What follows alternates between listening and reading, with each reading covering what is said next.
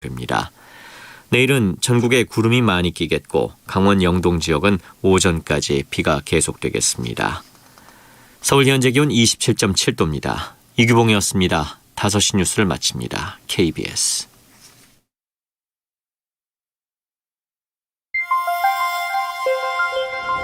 대한민국 중심 채널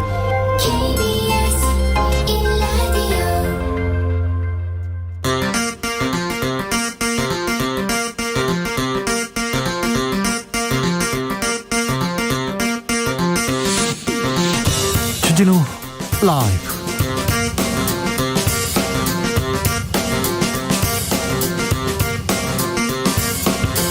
(2021년 9월 17일) 금요일입니다. 안녕하십니까, 주진우입니다.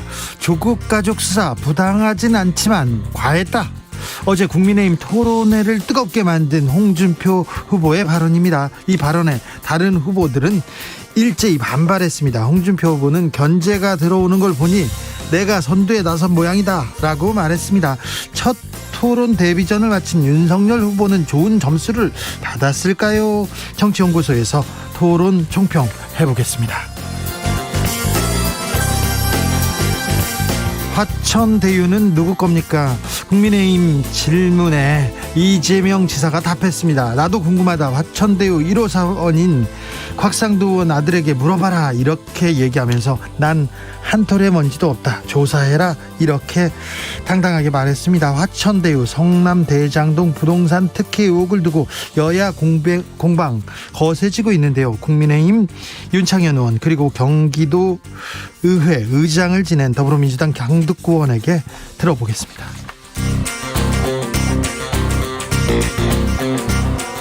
조선일보 방상훈 사장 일가의 부동산 재산 규모가 2조 5천억 원 규모라고 합니다. 2조 5천억 원 규모라고 했는데 말 그대로 재벌이네요. 부동산 재벌이네요. 언론 재벌이 아니라.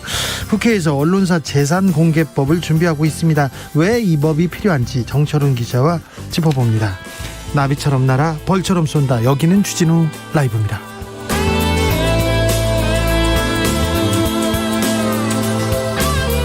오늘도 자중차에 겸손하고 진정성 있게 여러분과 함께 하겠습니다.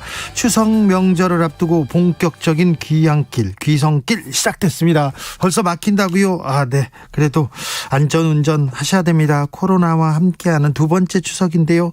작년보다는 좀 더 이동하는 분들이 많은 것 같습니다. 백신 접종 마치신 분들 계셔서 그런데요. 아무쪼록 방역에 유의하시면서 잘 다녀오시기 바랍니다. 고향 가시는 분들, 안 가시는 분들, 연휴에도 일하시는 분들 소식 전해주시고요. 명절 계획도 알려주십시오. 저희는 추석날도 생방송으로 여러분 만나 뵙겠습니다. 자, 추석 계획 있으신 분들 좋은 계획 이쪽으로 보내시면 됩니다. 샵 9730, 짧은 문자 50원, 긴 문자는 100원이고요. 콩으로 보내시면 무료입니다. 그럼 주진우 라이브 시작하겠습니다.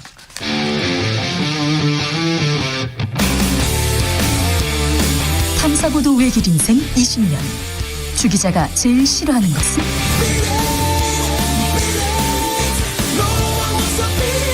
이 세상에서 비리와 부리가 사라지는 그날까지, 오늘도 흔들림 없이 주진우 라이브와 함께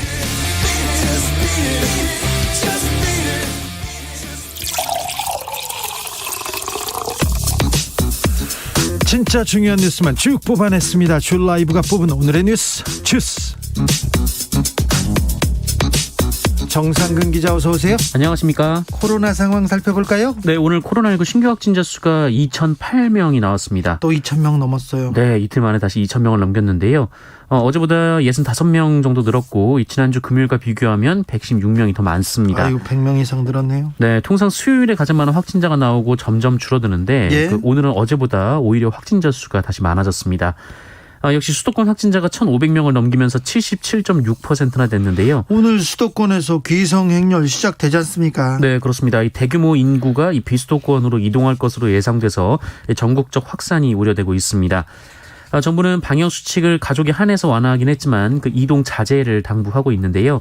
이에 코로나19로 고향 방문이 어려운 이 가족 친지들이 비대면으로 만나볼 수 있도록 영상 통화를 무료로 지원한다라고 방침을 밝혔습니다. 백신 접종 상황 어떻습니까? 네, 이 전국 곳곳의 지자체에서 이미 인구 대비 백신 접종 70%가 넘었다라는 소식이 속속 전해지고 있는데요. 네. 오늘 중으로 전국적으로 인구 대비 백신 접종률이 70%를 넘길 것으로 예상이 되고 있습니다. 네, 그럼 얼마나 맞은 거예요? 네, 오늘 0시 기준 1차 백신 접종자는 3,541만여 명으로 인구 대비 69%가 최소 1차 백신을 맞았고요. 18세 이상만 그러니까 백신을 맞을 수 있는 사람들만 대상으로 예. 하면 80.2%가 백신을 맞았습니다. 80% 이상이 맞았군요. 네, 2차 접종까지 완료한 분들은 인구 대비 41.8%고 18세 이상을 대상으로 하면 48.7%입니다.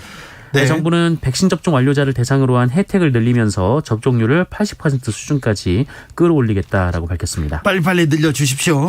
태풍 찬투 지나갔습니까? 네, 이 상하이 주변에서 한참을 방황하던 이 14호 태풍 찬투가 이 빠른 속도로 북동쪽으로 움직이고 있습니다. 네.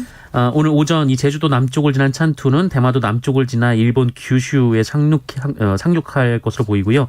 내일 새벽쯤 일본 오사카 남서쪽에서 소멸될 것으로 보입니다. 피해는 크지 않았는지 걱정이 됩니다. 네, 특히 오늘 새벽 이 제주 곳곳에 시간당 50mm 내외의 폭우가 쏟아지면서 좀 피해가 발생을 했습니다. 바람도 강하게 불었고요. 네, 이 가로등 가로수가 넘어지는 사고가 3건이 있었고 가드레일이 파손되는 사고가 1건이 접수가 됐고요. 통신주가 전도되거나 뭐 그런 일도 있었습니다. 네. 도로 5곳이 침수되고 농경지도 물에 잠긴 곳이 있었습니다. 0290님께서 이곳 경남 김해는 태풍이 피해가고 비도 그치고 해가 나왔습니다. 해피 추석 주라 얘기합니다. 추석 잘 보내십시오.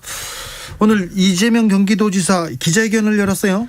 네, 이재명 경기도지사는 오늘 이 광주 전일빌딩 이사호에서 기자회견을 열고 이번 대선은 기득권 적폐 세력과의 마지막 승부라면서 호남의 힘, 호남의 결단이 필요하다라고 지지를 호소했습니다. 이재명 지사는 아직도 우리 사회 곳곳에 남아있는 전두환을 본다라며 이 군복이 사라진 자리에 법복 입은 전두환이 활개를 친다라고 주장했고요. 아무래도 대장동 얘기 물어봤을 것 같은데요. 네, 관련해서 정면 반박을 했습니다. 이재명 지사는 불법과 뇌물로 얼룩진 대장동 민간 사업 개발을 공영 개발로 바꿔서 5,500억 원을 공익 환수했다라며 본인은 단 한 톨의 먼지나 1원의 부정부패가 있었더라면 가루가 돼서 이 자리에 서 있지도 못했을 것이다라고 주장했습니다. 예. 그리고 기자회견 직후 기자들과 만나서 얘기를 더 나눴는데요. 이 화천대유가 누구 것이냐 묻는데 곽상도 의원에게 물어보라라는 답을 하기도 했습니다. 곽상도 의원 아들이 화천대유에서 근무한 전력을 거론한 건데요. 하지만 곽상도 의원은 자신의 SNS에 이 화천대유의 대장동 개발 사업은 본인과 아무런 관련이 없다라면서 아들은 겨우 250만 원의 월급을 받은 회사 직원일 뿐이다라고 말했습니다. 국민의힘에서 어제 첫 토론회가 있었습니다.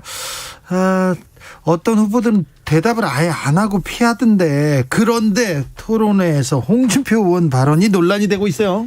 네, 어제 관련 토론회에서 홍준표 국민의힘 의원이 이 조국 전 법무부 장관의 수사는 부당하지는 않지만 과했다라고 주장했습니다. 과했다 이렇게 얘기했습니다. 네, 홍준표 의원은 조국이란 사람이 가족의 모든 것을 책임질 테니 가족은 건드리지 말라고 윤석열 총장에게 얘기했으면 가족 전체가 감옥에 갈 필요가 없는 사건이다라고 말했습니다. 평소에 해오던 얘기인데요. 네, 그러자 하태경 의원이 개인이 잘못했으면 책임져야 한다라면서 홍준표 의원이 조국 전 법무부 장관의 편을 든다라는 취지로 비판을 했는데 홍준표가 조국 장관의 편을 든다고요? 네, 홍준표 의원은 자신의 SNS에 본인의 생각은 변함이 없다라면서 가족이 연루된 범죄는 대개 가족을 대표하는 사람만 구속하고 나머지는 불구속하거나 불입건하는 것이 검사를 할 때 관리라고 주장했습니다. 그러면서 법이 아무리 엄중하다 해도 그렇게 한 가족 전체를 짓밟는 것은 아니라고 본다라고 말을 했습니다. 그러자 하태경 의원이 다시 오늘 아침 라디오 방송에 출연해서 이 심장이 부들부들 떨린다라며 무야홍이 아니라 조국수 홍이라는 말이 나온다 이렇게 얘기를 했고요. 조국수 홍용. 네, 유승민 국민의힘 의원도 온 가족이 범법자인데 1가구 1범죄만 처벌해도 된다는 식의 생각에 근거가 무엇이냐라고 비판을 했는데요. 네. 그러자 홍준표 의원은 이게 다 선두주자의 업보라면서 슬슬 견제가 들어오는 걸 보니 본인이 확실히 급반등해서 선두에 나선 모양이다라고 주장했습니다. 재벌가에서 재벌 회장님하고 아들하고 둘이 이렇게 범죄를 저지르면 아버지가 구속되거나 아들이 구속되거나 가족 중 한 명만 구속됩니다. 부부 중에 한 명만 부부가 같이 공모했더라도 한 명만 구속되는 얘기를 홍준표 후보가 지금껏 해왔는데 어제 이 토론회에서는 이 얘기로 지금 무야홍이 지금 조국수 홍이 됐습니다. 어제 첫 데뷔한 윤석열 후보는 어떻게 토론을 했는지 궁금하신 분들 많죠? 잠시 후에 저희가 정치연구소에서 자세하게 토론 상황 저희가 정리해 보겠습니다. 김건희 씨 논문 검증, 국민대에서 안 한다 이렇게 얘기했는데 유은혜 교육부 장관이 검증해라 이렇게 지시했어요? 네, 오늘 유은혜 사회부총리 겸 교육부 장관은 국회 대정부 질문에서 윤석열 전 검찰총장의 부인 김건희 씨의 논문을 국민대가 검증하지 않기로 한 것과 관련해서 연구 윤리에는 시효가 있을 수 없다며 국민대는 김건희 씨의 논문을 검증할 필요가 있다라고 밝혔습니다. 그 전에도 좀 전례가 있는데요. 네, 앞서 국민대는 김건희 씨 논문이 검증 시효를 지났기 때문에 조사하지 않겠다라고 밝힌 바 있는데 이에 교육부는 국민대에 관련 조치 계획을 제출받기로 했습니다. 유은혜 부총리는 이미 교육부에는 연구윤리에는 시효가 있을 수 없다는 판단 아래 2011년 검증 시효를 폐지했다라면서 교육부는 국민대의 관련 조처를 제출받을 계획이다라고 밝혔습니다. 국민대 내부에서 좀 분위기가 심상치 않습니다. 네, 이 국민대 일부 교수들이 반발해서 현재 1인 시위에 나서고 있는 것으로 전해지고 있고요. 또 전국 교수노동조합, 전국 국공립대학 교수노동조합, 한국사립대학교 교수노동조합 등도 어제 성명을 내고 이 국민대의 조치를 비판하고 있습니다. 학생들도 뭘 준비하고 있다고 합니다. 원세훈 전 국정원장 징역 9년을 선고받았습니다. 네, 재직 당시 각종 정치 공작을 벌인 혐의로 기소된 원세훈 전 국가정보원장이 파기환송심에서 징역 9년을 선고받았습니다. 네. 서울고법은 오늘 이 특정범죄 가중처벌법상 국고손실, 직권남용 권리행사 방해 등의 혐의로 기소된 원세훈 전 원장에게 징역 9년, 자격정지 7년을 선고했는데요. 파기환송 전 2심에서 징역 7년과 자격정지 5년이 나왔으니까 형량이 늘었어요. 네, 2년씩 늘었습니다. 재판부는 대법원의 파기 취지대로 환송 전 2심에서 무죄로 판단했던 이 직권남용 그리고 국가정보원법 위반 혐의를 유죄로 인정했고요. 이에 따라 형량이 가중이 된 겁니다. 예. 앞서 원세훈 전 원장은 국정원 예산으로 민간인 댓글 부대를 운영한 혐의, 고 김대중 노무현 전 대통령의 비위 풍문을 확인하는데 예산을 쓴 혐의, 그리고 이명박 전 대통령 등에게 국정원 특수활동비 2억 원을 건넨 혐의 등으로 기소된 바 있습니다. 원세훈 전 원장은 그 국가발전미래협의회라는 민간단체를 만들어서 이 진보 세력을 종북으로 몰아가는 이 정치 공작을 벌이는데 47억 정도를 썼고요. 네. 민간인 댓글 부대를 운영하면서 63억 원을 쓴 것으로 조사가 됐습니다. 100억 넘는 돈을 그러니까 댓글 공작하는데 100억 넘는 돈을 썼다는 거 아닙니까? 지금 밝혀진 것만. 네. 그리고 특수활동비라고 있지 않습니까? 국정원 특수활동비를 직접 운전을 해가지고 청와대에다가 이명박 대통령한테 이거 갖다 줬다는 거 아닙니까? 이게 뭐 하자는 겁니까 이게. 징역 9년 선고됐습니다. 이것도 조금 너무 조금 준 거 아닌가 저는 그런 생각도 해봅니다. 현재 법정에서 소동을 피우면 그럼 처벌받죠. 헌법재판소에서 소란을 피워도 소동이라는 법정 소동이라는 판결이 나왔어요. 이거 당연한 거 아닌가요? 네, 그 일반 법원이 아닌 헌법재판소 심판정에서 소란을 피운 사건에도 법정 소동죄가 적용된다라는 대법원 판단이 나왔습니다. 네. 대법원 2부는 오늘 권영국 변호사의 법정 소동죄 등 이 사건 상고심에서 무죄를 선고한 원심을 깨고 사건을 돌려보냈는데요. 이 권영국 변호사는 지난 2014년 12월 이 헌법재판소 대심 판정에서 이 통합진보당에 대한 정당 해산 결정 주문이 낭독되던 중 헌법이 정치 자유와 민주주의를 파괴했다라고 고함을 치는 등 이 소란을 피운 혐의로 기소된 바 있습니다. 네. 하지만 1심은 이 권영국 변호사가 재판을 방해할 목적으로 소리를 질렀다기보다는 이 선고가 끝났다고 생각해서 불만을 표출했다고 볼 여지가 있다라며 무죄를 선고했고요. 불만을 표출한 거죠. 네, 이 항소심 재판부도 이 형법에 규정된 법원에 헌법재판소는 포함되지 않는다라고 무죄 선고했는데 이 대법원은 법원 재판에는 헌법재판소의 심판도 포함된다라고 밝혔습니다. 가끔 재판 끝나고 선고 나왔을 때 그러니까 재판의 판결, 판사의 판결이 수긍이 되지 않아서 항의하는 경우가 있는데 그걸 가지고 지금 법정 소동이라고 재판을 받고 있군요. 아들 회사에 일감을 몰아준 네네치킨 회장 집행유예를 선고받았습니다. 네, 이번에도 역시 징역 3년에 집행유예 5년. 3호 법칙 아시죠? 네, 나왔습니다. 소스 중간 유통 과정에서 아들 명의의 유령 회사를 끼워 넣어 이 부당이득을 챙긴 혐의로 기소된 현철호 네네치킨 회장에게였는데요. 현철호 회장 그리고 동생인 현광식 사장은 지난 2015년 9월 치킨 소스 업체 등과 추가 공급 계약을 하면서 이 소스 원재료를 현철호 회장 아들을 1인 주주로 하는 A사에서 납품받는 조건을 달았습니다. 예. 그런데 이 현철 회장 아들이 당시 21살이고 군대 복무 중이었습니다. 군대 복무 중인데 이 회사에서 참. 네, 이 회사 운영에 관여할 수도 없었고 심지어 A사에는 제대로 업무하는 직원이 없는 이 사실상 유령 회사였는데요. 중간에 이 회사 하나 거치가면서 거기에서 통행세 내고 가는 거잖아요. 그렇습니다. 이 원재료 가격의 30에서 38% 정도의 이익을 붙여서 이 내내치킨과 가맹점에 재료를 넘겼고 이를 통해 약 17억 5천만 원의 이득을 보게 했습니다. 재판부는 피고인은 회사 이익을 최우선으로 고려해야 함에도 실질적 역할이 없는 A사를 거래 단계에 추가해서 회사의 손해를 입게 했다라면서 기업가의 책무를 져버리고 가맹점주의 신뢰를 배반했다고 했는데 징역 3년의 집행유예 5년이 나왔습니다. 아니 가맹주들의 신뢰를 배반했어요. 그리고 가맹주들의 이익을 침해했어요. 그런데 왜 집행유예입니까? 집행유예입니다. 네. 왜 집행유예냐고요? 제가 판결한 건 아니었어요. 네. 이거 너무하지 않습니까? 너무하지 않습니까? 이거 잘못됐잖아요. 참. 문구점 주인이 있습니다. 그런데 아이들을 성추행했어요. 네, 경남의 한 초등학교 문구점에서 가게 주인이 초등학교 저학년 학생들 수억 명을 성추행한 혐의를 받고 있어서 충격을 주고 있습니다. 피해자가 10여 명 정도 된다라고 하는데요. 성습범인가요? 네, 이 학부모들이 이 사실을 학교에 알렸는데 학교가 미온적으로 대처한 부분이 있습니다. 네. 이 방학이 시작된 데다가 이 문구점이 개인 사업장이라 이렇다 할 조사를 하지 못한 건데요. 하지만 이 교육청에도 보고를 하지 않았다라고 합니다. 결국 뒤늦게 신고가 잇따르면서 경찰 수사가 시작이 됐습니다. 이 피해자들이 대부분 저학년들이어서 이 피해 사실 자체를 잘 인지하지 못했고 때문에 곧바로 어른들께 알리지 못했는데요. 하지만 경찰 수사 결과 이 문구점에 설치된 CCTV에 이 가해자가 아이들에게 손을 대는 장면이 고스란히 찍혔다고 합니다. 경찰은 A씨를 불구속 입건했는데요. 이 경찰 조사에서 A씨는 비좁은 통로를 비켜가기 위해 접촉을 했을 뿐 성추행 의도는 없었다고 해명한 것으로 전해졌습니다. 그리고 경찰 수사를 받는 중에도 이 문구점 영업을 계속한 것으로 전해졌습니다만 논란이 되자 결국 스스로 문을 닫았습니다. 네.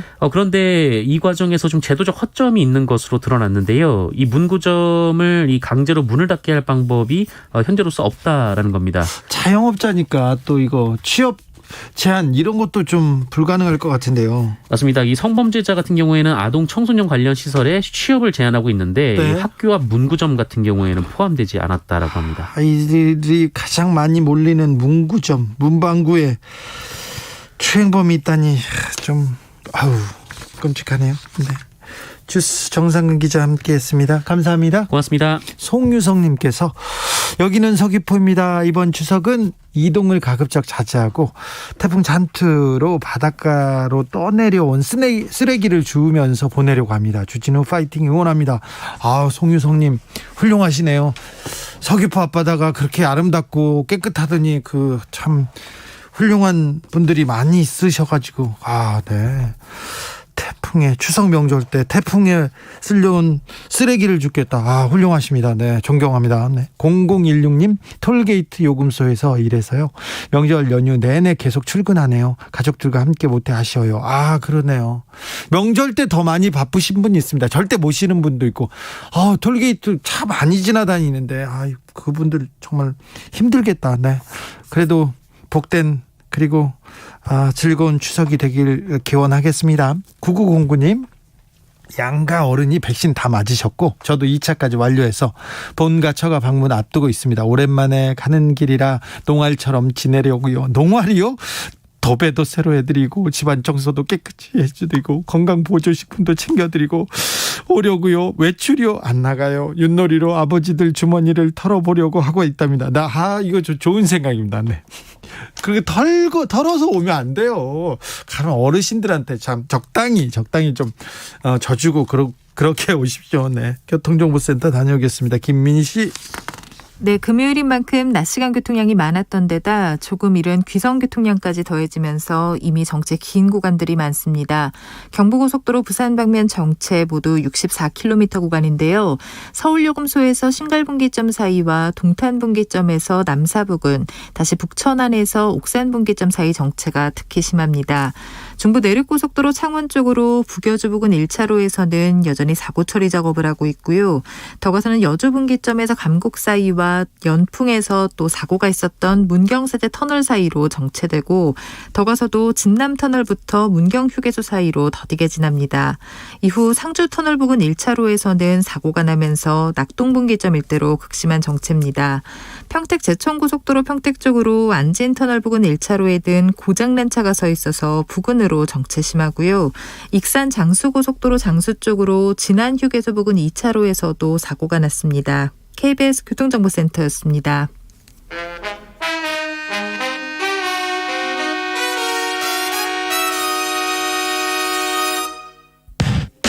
주진우 라이브 돌발 퀴즈. 오늘의 돌발 퀴즈는 객관식입니다. 문제를 잘 듣고 보기와 정답을 정확히 적어 보내주세요. 오늘은 우리나라가 이곳에 가입한 지 30년이 되는 날입니다. 1991년 9월 17일에 열린 이것 총회에서 159개 회원국의 만장일치로 우리나라와 북한이 함께 이곳에 공식 가입하게 됐는데요. 이곳 가입 30주년을 맞아 문재인 대통령은 한반도 평화와 번영을 위한 노력에 이곳과 이곳 회원국 모두의 성원을 염원한다고 밝혔습니다. 전쟁 방지와 평화 유지를 위해 설립된 국제기구인 이곳은 어디일까요? 보기 드릴게요. 보기 1번 UN, 2번 피파. 다시 한번 들려드릴게요. 1번 UN, 2번 피파.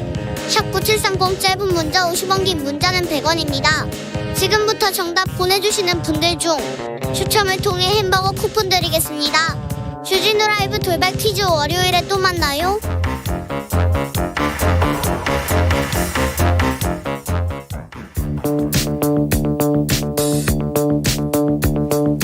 대한민국 정치의 새로운 100년을 준비한다. 21세기형 국회 싱크탱크 정치연구소.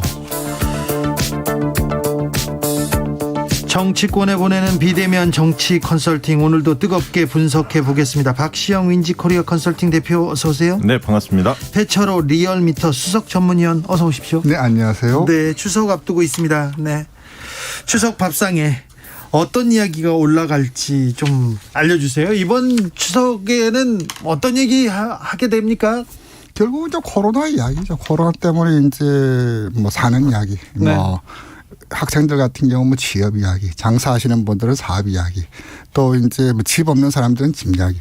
하지만 이런 이야기도 결국 이제 정치로 모아지죠. 그 정치 이야기를 한다고 해서 정치 이야기가 아니라. 그러니까요. 추석 아까 이런 얘기만 올라오면 좀 우울하겠네요. 그러면 누군가 욕할 상대를 찾아야 되겠어요. 그럼 당연하게 정치 이야기로 갑니다. 코로나 얘기 제일 많고요. 그다음에 이제 재난지원금 얘기도 좀 나올 것 같아요. 그렇죠. 받았냐 뭐 네. 이런 얘기도 나오다가 그다음에 이제 정치 얘기 나오겠죠. 네. 자, 이제 대선 후보들 얘기가 먼저 나올 거고, 최근에 이제 의혹들이 있는 사안들도 나올지는 모르겠습니다. 이제 청부 고발 사주 의혹에 대한 얘기가 좀 나올 수도 있고, 또 화천대유라고 해서 최근에 네. 또 대장동 개발 의혹 관련해서도 얘기는 나오겠지만, 대체적으로 특별 사안에 대해서 나오기보다는 인물들에 대한 종합적인 어떤 이미지, 그런 너는 누구 좋아해, 누가 마음에 들어, 누가 싫어, 뭐 이런 얘기들 나오지 않을까 싶습니다. 그렇죠. 추석 밥상에서 이 얘기 꼭 나올 겁니다.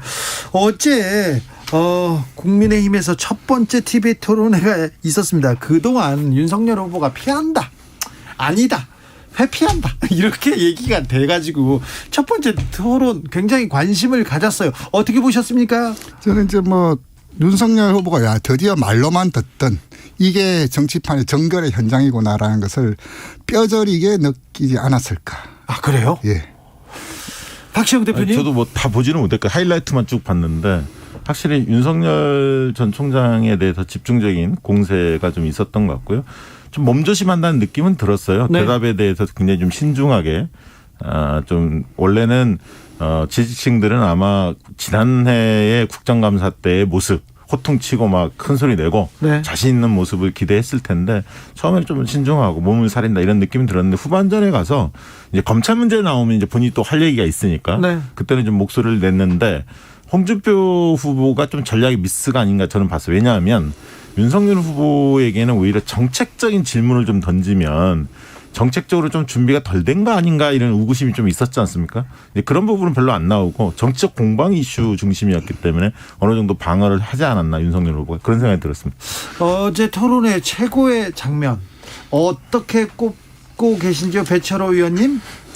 저는 이제 어제 그 후보들 8명 중에서 이제 평점을 준다면 하태경 의원에게 별이 5개. 아, 네. 그다음 이제 별 4개 주고 싶은 후보는 홍준표, 유승민. 예. 역시 이제 재수생답게 관록이 있더라. 네. 이제 윤석열 후보는 좀 평탄을 친 것 같아요. 아, 그래요? 예, 뭐 나름 이제 크게 우려를 했었는데 한 번도 이제 우리 조금 전에 이제 박 대표님 이야기했듯이 한 번도 그런 식의 커뮤니케이션을 한 번도 해보지 않았었던 분이죠. 네. 이를테면 일방적으로 지시하고 말하면 쭉 받아 적고 기껏 이제 지난 국정감사 때 이제 대들었던 건데 그거를 이제 TV 토론 정치판에서 하고는 비교할 수 없는 건데 어쨌든 하태경 의원이 어제 좀 재밌는 제일 스팟라이트를 많이 받았고요. 그래요. 저 포인트를 땄어요. 왜냐하면 8강에 4강 들어갈 때 네. 그 당원들의 그 반영 비중이 30%로 높여집니다. 지금 네. 8강 들어올 때는 20%였는데 이게 30% 높여지는데 하태경 의원 입장에서는 그 국민적 인지도는 좀 있는데 젊은 층한테 당원들의 마음을 얻는 게 사실 급선무거든요. 그런 지점에서 이제 홍준표 후보를 공격한 거죠. 네. 이건 뭐 저 조국 문제에 대해서 굉장히 이제 세게 비판한 겁니다. 2329님께서 침대 축구는 봤어도 침대 토론은 처음 봤어요. 그래서 맹탕이었다. 그리고 질문을 하는데 대답을 안 하고 다른 데로 가더라. 이런 얘기도 했는데 배철호 의원님 그래도 윤석열 후보 기대한 것만큼은 뭐 그렇게 나쁘진 않았다 이렇게 보시는 거죠. 박지영 대표는요? 저도 그냥 그저 그랬다. 앞으로가 이제 과제일 거다. 정책 대결이 아직은 없었기 때문에. 아니 근데 그저 그랬다. 근데 걱정하던 사람들도 윤석열 후보 토론에 나오면 홍준표 후보한테 바로 이렇게 공격당할 거야, 농락당할 거야 했는데 그렇게 보지 않더라고요. 지난번에 그 대변인 하는 김병민 네. 대변인하고 저희 토크를 해봤는데 굉장히 자신 있어 해요. 네. 윤석열 후보가 밖에서는 걱정하지만 지지자들은 굉장히 자신 있게 그 토론을 잘할 거다 이런 확신들을 가지고 있더라고요. 네. 그래서 이제 보는 관점에 따라 달랐던 것 같아요. 기대치도 달랐고. 네. 네. 카페라테님께서 윤석열 후보 오늘 구미 가서 이게 정치판이구나 뼈저리게 이제 느꼈을 거예요. 하루하루가 이제 느낌의 정도가 다를 거예요. 그거는 네. 조금 제가 봐도 기획을 그 행보 기획을 할 때 지금 타임에 과연 박정희 전 대통령의 생각을 가야 하는가. 네. 굉장히 아직은 좀 그 핵심 지지층 중에서도 일부는 전통적 지지층 중에서 반발하는 분들이 꽤 있지 않습니까? 윤석열 후보에 대해서. 오늘 반역자 꺼져라 이런 얘기도 나왔어요. 그런 게 예상을 못했나? 조금 미스가 아닌가 싶습니다. 아니 그런데 박근혜 박정희 그 지지층에서 박근혜 전 대통령을 가장 지지하던 지지층에서 가장 지금 지지를 받고 있는 후보 중에 한 명이 윤석열 후보잖아요. 아이러니죠. 네. 참 묘해요. 어쨌든 지금 이제 문재인 잡아라. 정권 재창출하는 최적의 선수에 몰아주겠다. 그런 정세도 과거에 좋게 표현하면 이제 과거의 연을 극복하고 이제 새로운 연을 창출하자는 것이고 좀 거칠게 이야기하면 잡는 놈이 우리 편.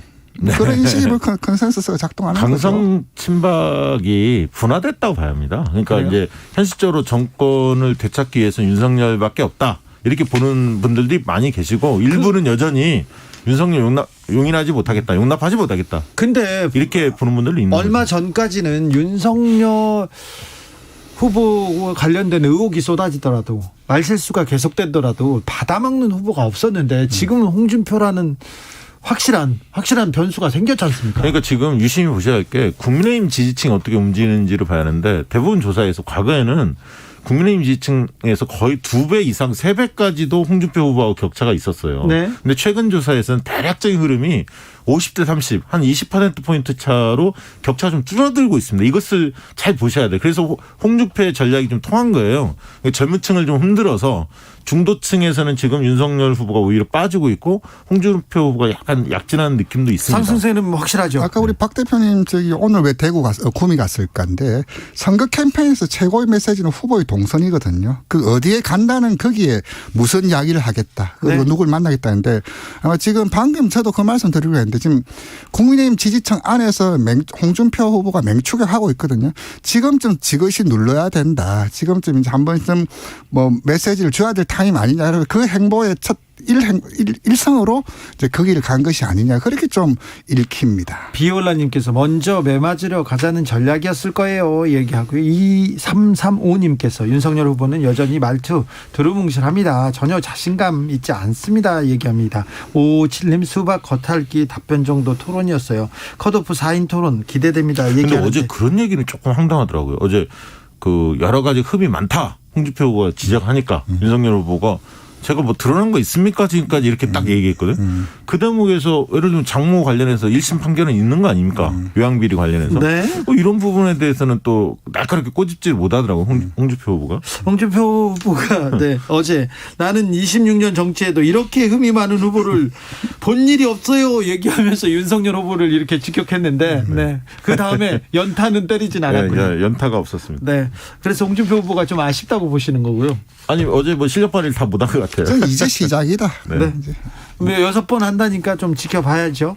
2329님 토론하면 윤 후보가 밀리고 유승민 홍준표 후보가 굉장히 유리할 거라고 생각하는데 사실 꼭 그렇지도 않습니다.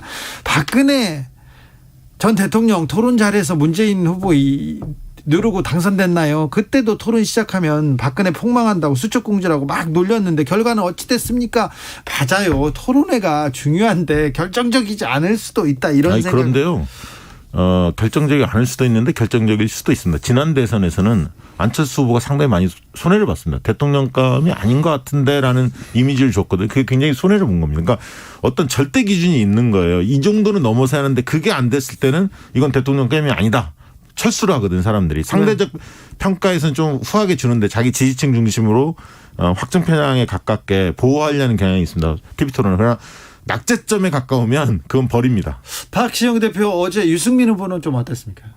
저는 뭐 유승민 후보는 원래 뭐 예상된 정도를 했는데 유승민 후보는 4강전으로 좁혔을 때 아마 빛을 좀 발휘할 것 같고 그전에는 심층적인 토론이 안 되지 않습니까? 8명이면 4명으로 들어갔을 때는 좀 더 유리하지 않을까. 지금 박시영 대표는 홍준표, 윤석열 거기다 유승민은 4강 안에 들어갈 거라고 이렇게 거의 말씀하시는데 그러면 한 자리는요? 아니 어제 보니까 하태경 의원이 왜냐하면 이슈 파이팅을 누가 잘하냐는데 나머지 4분 중에 5분 중에 최재형 후보까지 그중에는 하태경 후보가 이슈 파이팅을 좀 잘하는 것 같다는 생각이 들었습니다. 배철호 의원님은 어떻게 보십니까?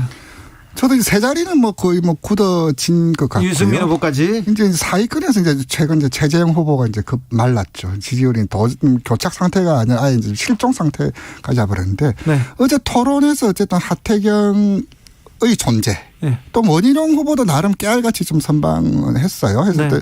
상위권 두고 원희룡 후보가 안 보이는군요.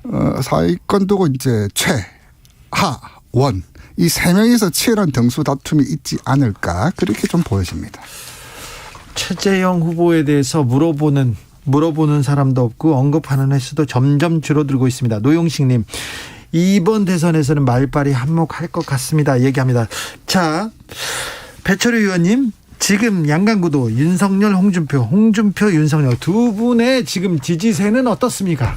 예, 월화수 3일 동안 조사했던 NBS 조사 말씀드리겠습니다. 전국 1,007명 대상을 했고요. 표본 오차는 95% 신뢰 중에서 플러스 마이너스 3.1%포인트를 보인 조사였는데요.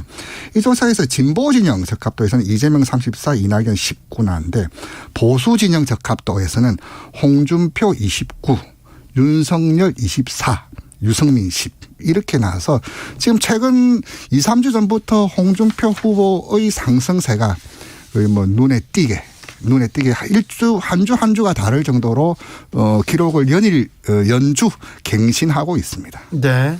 그러면 지금 이 추세가 계속 될까요? 추석 이후에도 좀 변화가 있을까요?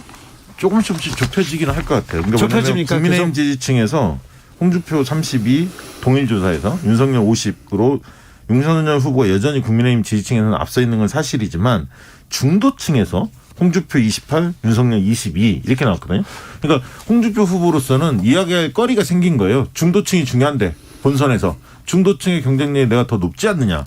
이 얘기를 하면서 역선택에 대한 여러 우려 이런 부분들을 불식시킬 수 있는 근거가 좀 나왔습니다. 1105님 조국 수홍 보수들 화났어요. 기사 댓글 보세요 얘기하는데 조국 수홍이 영향을 좀 미칠까요? 저 이제 홍준표 후보가 이게 좀 그리고 TV 토론은 그 진영 내에서 이제 자기 존재감을 드러내고 자기가 왜 돼야 될 이유인데 이제 진영 내에서 보자면 홍준표 후보의 실책이라면 실책, 이제 조국 수홍 방금 바로 오늘 뭐 패러디 한 그런 내용들이 막 돌아다니고 하는데 또 홍준표 후보가 곧바로 또 진화를 했더라고요. 신속하게. 그렇죠. 뭐 나의 실수다. 국민들이 원한다면 국민들의 뜻이라면 또 돌아가겠다 얘기죠. 급히 그 진화에 나섰다는 것은 자기 미스테이크다라는 것을 뭐 인정한 거고. 과거하고 좀 달라진 모습 같아요. 그게 과거에는 자기의 잘못을 잘 인정 안 했는데 지금 전략상 당내 경선을 통과를 해야 하기 때문에 지지층을 의식하지 않을 수 없죠. 네. 그렇죠. 그런데 아무튼 중도층에서는 그리고 진보 진영한테는 확실히 점수를 딴 거 아닌가? 아니요, 그 논리가 그냥 간과할 수 없는 논리예요. 왜냐하면 어차피 60대 이상은 국민의힘 지지세가 워낙 강하고 이준석 대표를 당대표 세웠던 이유가 젊은 층을 좀 흔들자 이거 아니었습니까? 그런데 20, 30대에서 특히 남성층에서 홍준표 후보가 굉장히 강세를 띠고 있거든요. 그러면 전통적 지지층에 20, 30대로 얹힐 수만 있으면 필승 카드 아니냐. 그렇죠. 이렇게 홍준표 후보가 주장할 수 있는 거죠. 네. 그와 관련해서 제가 재밌는 데이터 말씀드리자면 화수목 진행해서 오늘 발표된 갤럽 조사였는데요. 전국 첫 1명 조사였는데 여기서 홍준표 후보에 대한 호감도가 20대에서 47%. 오. 홍준표 후보 좋아요 47. 30대에서는 호감 가요 50. 오, 홍준표 호감도가 이렇게. 국민의힘 후보들에서 2030 또 주요 내 후보 중에서는 홍준표 후보가 2030 세계에서는 제일 호감 가는 후보로 아니 나왔습니다. 홍감탱이 어떻게 이렇게 됐죠? 그리고 한 달 전에 비해서 무려 8%포인트가 호감도 상승했어요. 아니 그러니까 홍준표의 기세가 아주 무섭게 치고 올라왔습니다. 근데 1632님 조국 옹호 듣고 포기했습니다. 김종현님 콜라에 김 빠진 홍콜라 되었어요. 너무 야홍 얘기합니다. 5508님 조국 수사에 대해서 홍준표 의원의 말이 맞는 건데 사과는 왜 하나요? 이런 얘기도 있는데 자 홍준표의 기세가 아주 기세가 놀라울 정도였어요. 그래서 치고 올라온다. 바로 따라잡았다. 물론 여러 지표에서 홍준표가 윤석열을 따라잡은 지표도 있습니다만 네. 그래도 윤석열의 지지도도 견고하게 버티는 것 같습니다. 그렇습니다. 윤석열 후보가 무너지면 정권 교체가 어렵겠구나라고 생각하는 층들이 꽤 있어요. 그래서 지지 강도인 계속 지지하겠느냐라고 물어보면 윤석열, 이재명 두 분이 제일 높고요. 예. 그다음에 이제 홍준표, 이낙연 이런데 오늘 이제 갤럽 조사에서 말씀하셨듯이 호감도를 보면 호감도가 어떻게 보면 선행 지표라고 볼 수 있는데 이재명 지사가 34% 제일 높긴 합니다. 그러나 지난달에 비해 좀 빠졌어요. 6%포인트. 그리고 윤석열 30, 홍준표 28, 이낙연 24. 이 얘기는 윤석열 30, 홍준표 28이면 굉장히 붙어갈 수 있겠구나. 그리고 경쟁이 더 치열해질 것 같고요. 일정 정도 홍준표 후보가 지금보다도 약진할 가능성이 있어 보입니다. 호감도를 보면. 네. 네. 민주당으로 가볼까요? 민주당은 추석 연휴에 최대 승부처죠. 최대 격전지인 호남권 경선이 있습니다. 그래서 추석 때 모두 호남 민심 잡기에 나설 것으로 보는데 이낙연 후보가 최근에 몇 가지 뉴스를 만들어내면서 호남에서 어떤 지지율을 얻을지 좀 관심이 됩니다. 안민석 의원은 지금 이재명 후보 측에서 지금 뛰고 있는데요. 호남에서 20년 정치했으면 우리 동네 강아지도 이낙연 후보에게 아이고 우리 후보님 좋아요 그럴 수 있다 이런 말을 하기도 했습니다. 호남은 지금 어떤 생각을 하고 있습니까? 지금 그 무등일보 의뢰로 리얼미터가 13, 14일 이틀 동안 그 광주, 전남 각 800명을 한 조사가 있습니다. 네. 표본오차는 95% 플러스 마이너스 3.5%포인트를 보인 조사였는데요. 이 조사에서 광주에서는 이낙연 39.7, 이재명 37.8. 거의 붙어 있네요. 붙어 있죠. 예. 그리고 전남에서는 이낙연 47.7, 이재명 33.5. 네. 이렇게 좀 오차범위 바깥에서 이낙연 후보가 앞서 있는. 그러면 지금 53% 지금 지지율을 달리고 있는 그 득표율을 달리고 있는 이재명 후보가 과반수 밑으로 좀 50% 밑으로 떨어질 가능성도 있습니다. 실제로 그 이재명 캠프 쪽 관계자들 물어보니까 45는 어쨌든 최소로 달성해야 될 최소 목표치는 45고 50은 희망사항인데 50을 찍는다면 이거는 결선을 그냥 끝날 수 있는 상황인데 실제로 뭐 MBS 등 각종 조사를 보더라도 호남에서 이재명 후보가 50 넘은 조사는 거의 드물거든요. 좀 많이 나왔을 때가 40 후반 정도였는데 네. 어쨌든 이재명 후보 입장에서 결선 없이 이제 바로 가려면은 최소 45에서 50 그 구간에는 들어와야 될 상황이고 거꾸로 이제 쫓아가는 이제 이낙연 전 대표 입장에서는 어쨌든 40선은 걸쳐야지 이게 존재감 혹은 결선을 노려볼 수 있는 수준이다. 이낙연 후보는 사실 역전을 해야 합니다. 앞으로 결선 투표 가려면 호남에서는 역전을 해야 할 과제고요. 이재명 후보는 50%가 안 되더라도 1위를 기록하는 것이 굉장히 이제 중요하죠. 근데 이제 대체적인 흐름은 아까 이제 무동일보 그렇게 발표했고 이제 전북이 저는 이번에 키를 잡고 있다 이렇게 보거든요. 왜냐하면 정세균 후보의 그 근거지가 바로 전북 아닙니까? 네. 근데 이제 사퇴를 했기 때문에 정세균 후보에 대한 지지표가 어디로 향할 거냐 이게 굉장히 중요한데 전북에서 최근에 이제 그 전주 시민들을 대상으로 조사가 있었어요. 더 팩트 의뢰로 코리아 정보 리서치가 9월 10일 날 하루 동안 조사한 것을 그걸 조사 결과를 보면 이재명 37%, 이낙연 20%, 정세균 17%가 나왔거든요. 근데 이제 17%가 이제 붕 뜬단 말이에요. 그 표가 어디로 가냐 이게 이제 굉장히 중요한데 저는 그런 측면에서 광주는 굉장히 박빙 가능성이 있고요. 전남은 이낙연 후보의 우세. 그다음에 전북은 정세균 후보가 우세할 것으로 정세균이 아니라 이재명 후보가 우세할 것으로 보여지는데 과연 각각의 권역에서 얼마나 차이를 좀 낼 수 있느냐. 그게 이제 관건인 것 같고 특히 이제 이낙연 후보는 이제 동정론 모든 걸 다 걸었다 이런 좀 그런 부분에 있어서 전남에서는 자기 고향이기 때문에 좀 광주가 날 버리면 나는 죽는다. 전남에서는 좀 어필을 하는 것 같아요. 근데 이 조사나 방금 우리 박 대표가 말한 조사 두 개 공통적으로 좀 봐야 될 거냐면은 첫 번째는 저희 조사도 말하면 정세균 대표가 이제 중간에 드랍하면서 그 수치가 없음으로 다 빠져버렸다는 거. 네. 그리고 또 하나 이제 정세균 그에 따른 정세균 총리의 지지세 흐름 특히 이제 전북에서는 두 자릿수를 보인 조사들이 좀 들어 있었거든요. 그 향배가 어떻게 갈 것이냐.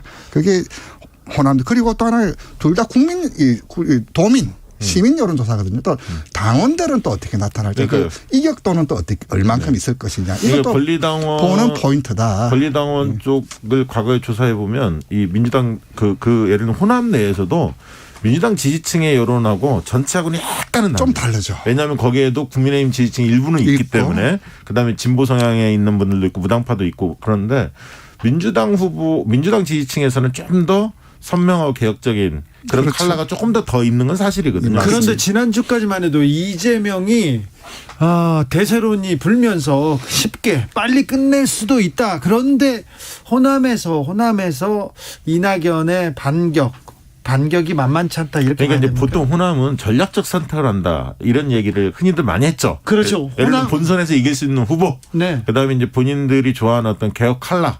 여기에 부합하는 후보. 노무현 후보를 대통령 후보로 만들어준 게 호남 아닙니까? 그렇습니다. 이제 영남에서의 득표력 그때 이제 울산에서 1위 하면서 종합 1위를 했죠. 제주 울산 합치면서 그러면서 마침 광주 경선 직전에 여론조사가 발표됩니다. 그래서 노무현은 이해창을 이기는데 이인재는 못 이긴다. 이 결과 딱 나왔거든요. 그래서 더 쏠림 현상이 가파랐거든요. 근데 아직은 지금 여론조사 상으로 보면 본선 경쟁력이 여러 조사 기관마다 다르긴 합니다만 대체적으로는 이재명 후보가 앞서 있는 게 틀림없거든요. 네. 대부분 조사에서는. 네, 때문에 이제 그 아까 동정론 요거와 본선 경쟁력 요 부분이 좀 충돌할 가능성이 있습니다. 저는 이제 호남 이제 표시를 볼 때 전략적 투표죠. 이길 후보 그 출신을 따지지 않고 이길 투표를 하는데 그렇죠. 또 하나가 뭐냐면 호남에서는 호남의 어떤 정체성, 민주당의 정체성을 또 전략적 투표 못지않게 고려를 하거든요. 김대중 선생님 정신을 이어받았는지. 실제로 이제 2002년 저도 코리아 K 리서치에서 근무를 했을 때인데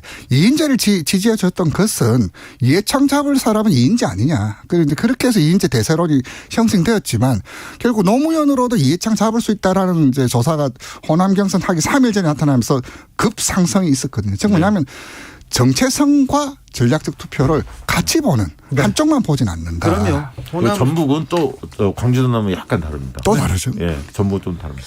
이 얘기는 또 전문적으로 우리가 좀 깊게 들어가서 할 수 있는데 좀 이거는 좀 다음번에 시간을 갖도록 하겠습니다. 정치판에 지금 화천대유 그리고 고발사주 이 두 개가 지금 큰 변수로 떠올랐습니다. 국정조사 해야 된다, 특검 해야 된다 말이 많은데 자 윤석열 후보의 고발사주 의혹과 이재명 후보의 화천대유 의혹 이거 대선에 어떤 변수가 될까요?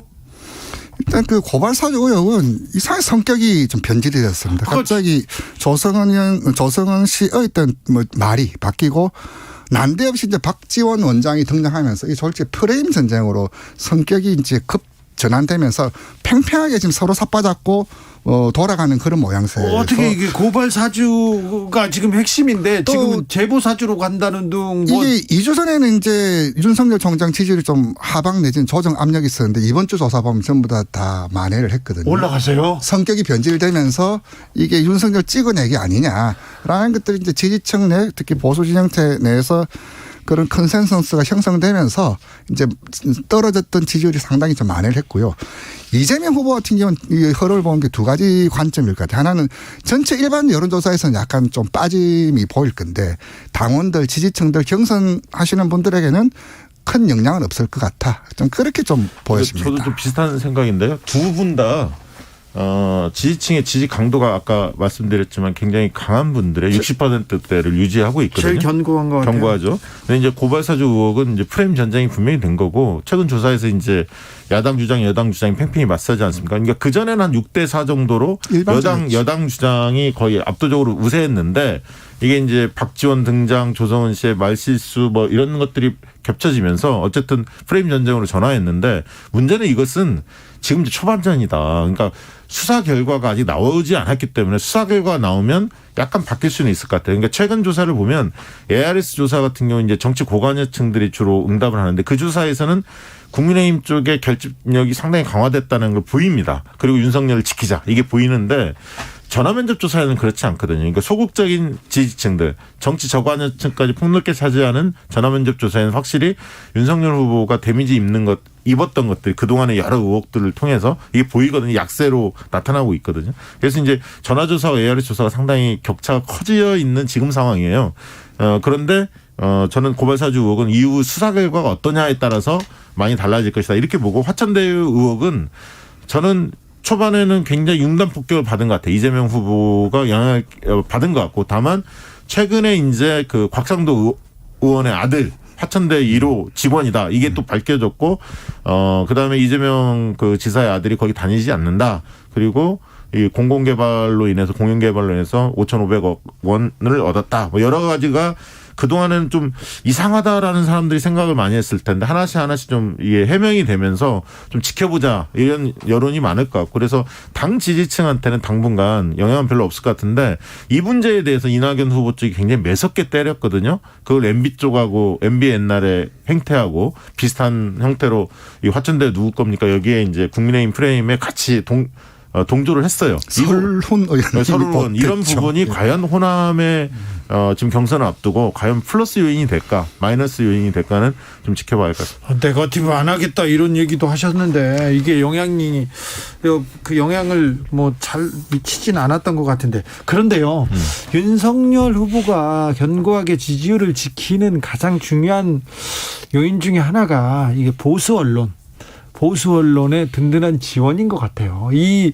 고발사주 의혹의 프레임을 바꾸는데도 결정적인 역할을 했고. 보수 언론이 과거에는 윤석열 막 띄워주다가 한동안 또 최재형 후보를 막 띄워줬어요. 그렇죠. 그러다가 최재형 후보가 또 꺼지니까 다시 또 윤석열 후보. 그러니까 홍준표 후보를 그렇게 띄워주는 것 같지는 않고 좀 그렇게 계속 왔다 갔다 하는 것 같아요. 특별히 조선일보가 홍준표 후보보다는 윤석열 후보한테 조금 마음이 가 있지 않나 이런 생각을 계속합니다. 네, 그렇게 들을 정도로 조금 일방적이지 않나 그런 굳이 이제 뭐 시일보뿐만 아니라 다른 언론에서도 일단 홍준표 후보에 대해서는 약간 좀 한계 내지는 그것을 좀 인식하고 있기 때문에 솔직히 요즘 들어서는 조금 이게 적절한 매기를 너무 키웠다가 이렇게 어장 다 말라버리는 거 아니냐 그런 우려가 들 정도로 네. 최근 들어서는 홍에 대한 견제 요구도 적절히 나타나고 다시 윤에 대해서는 뭐 디펜스 하는 건 여전한 그 기조를 보이고 있고요. 예. 마지막으로 안철수 국민의당 대표 새로운 미래를 위해서 대선 출마를 시사했는데요. 지난 대선에서 20%, 21%를 득표한 그 무시할 수 없는 제3후보 아니었습니까? 근데 그 당시는 의원만 해도 39명이었습니다. 그리고 국민의힘이 총선에서 돌풍을 일으켰기 때문에 그 어떤 여세를 몰아간 거고 지금 이제 의원도 3명으로 확 줄어들지 않습니까? 10분의 1로 줄어들었는데 저는 지금 최근에 여론조사 해도 안철수 후보 뭐 한 5% 미만에서 나오지 않습니까? 대체적으로 보면. 그러니까 이제 과거보다 크게 영향이 줄어들었고 무엇보다 삼지대 하면 어떻게 보면 양당에 얽매이지 않고 독자적으로 가겠다. 새로운 정치 하겠다. 이런 것 때문에 사람들이 박수를 보냈는데 이미 안철수 대표는 서울시장 선거에서도 오세훈 후보하고 단일화 추진했고 또 양당 통합에 나서지 않았습니까? 그러니까 결국은 보수 쪽 사람 아니야라는 인식이 돼 있기 때문에 과거처럼 바람이 불지 않을 것이다. 자, 여기서 문제. 그러면 안철수는 이번 대선에 출마한다 안 한다. 배철호 의원님? 이름은 올릴 겁니다. 나중에 단일화를 할 겁니다. 그래요? 단일화 안 되면요? 근데 그분이 지난 2017년에 했던 영화와 지난 4.7 때의 기억은 빨리 지우시는 게 좋을 것 같은데요. 네. 홍준표 후보가 나오면 단일화 안 할 가능성도 있고요. 네. 윤석열 후보가 나온다면 만약에 단일화 할 가능성이 높다고 보여집니다. 그렇지 단일화까지는 뭐 독상을 받는 구조니까요. 그래요? 단일화 할 가능성이 있습니까? 단일화 싫어하시는 분인데. 4174님께서 호남은 정치의 신입니다. 이번에도 기대가 됩니다. 그럼요. 호남 민심이 어떻게 가는지 좀 보고 따라가 봐야 돼요. 국회의원들의 영향력이 별로 없는 지역입니다. 전혀. 네, 권리당원은. 거의 없습니다. 박시영 대표님이 조금 전에 언급하신 여론조사는요. 더 팩트 의뢰로 코리아 정보 리서치에서 9월 10일 전주시의 만 18세 성인 남녀 1,003명을 대상으로 조사한 내용입니다. 자세한 내용은 중앙선거 여론조사심의위원회를 참고하시면 됩니다.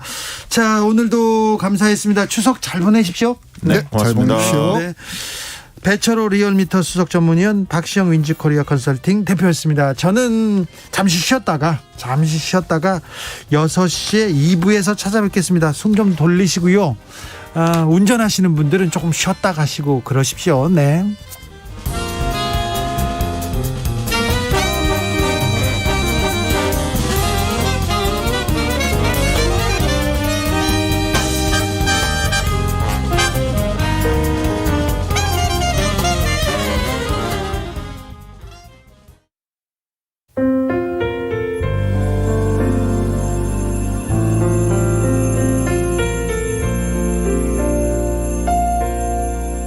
KBS 라디오 연중기획 희망충전 대한민국 447번째 이야기. 안녕하세요. 아나운서 이연주입니다. 초등학교 3학년인 용준이는 빨리 어른이 돼서 아픈 가족들을 지켜주고 싶습니다. 만성 디스크로 고생하는 할아버지와 파킨슨병으로 거동이 어려운 할머니, 그리고 집안의 기둥인 삼촌은 갑상선 암으로 수술을 받았습니다. 유일한 버팀목인 가족들이 아파하는 모습을 보면서도 아무것도 해줄 수 있는 게 없어 속상하다고 말하는 용준이. 그 흔한 반찬 투정 한 번 하지 않고 애써 웃어 보이는 용준이는 가족들의 아픈 손가락입니다. 가족들은 어린 용준이에게 마음의 짐을 안겨준 것 같아서 너무 미안하고 마음이 아픈데요. 용준이네 가정이 지금의 걱정을 조금이나마 덜어낼 수 있도록 여러분이 사랑을 전해주세요.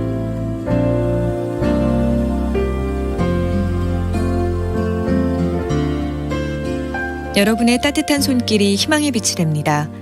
ARS 060-700-1580 060-700-1580 한 통화 3,000원으로 희망을 선물해 주세요. KBS 라디오 연중기획 희망충전 대한민국은 초록우산 어린이재단, 인탑스 주식회사 그리고 청취자 여러분과 함께합니다. ARS 060-700-1580 한 통화 3,000원입니다.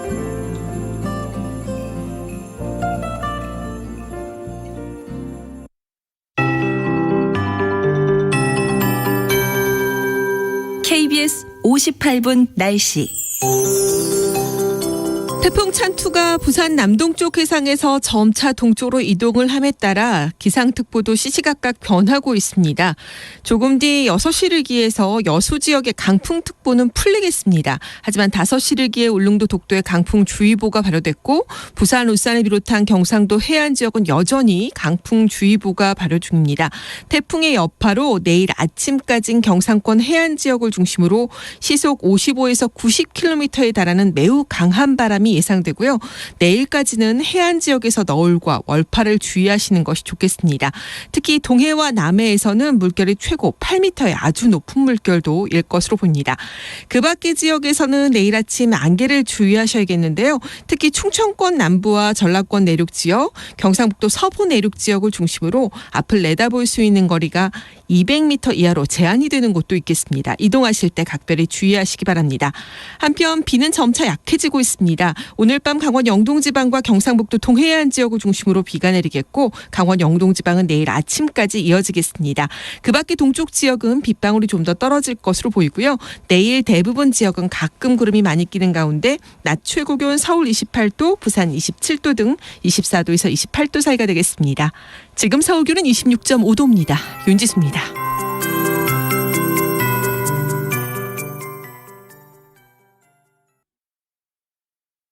정성을 다하는 국민의 방송 KBS가 6시를 알려드립니다. AM 711kHz, FM 97.3MHz, KBS 1라디오입니다. HLKA.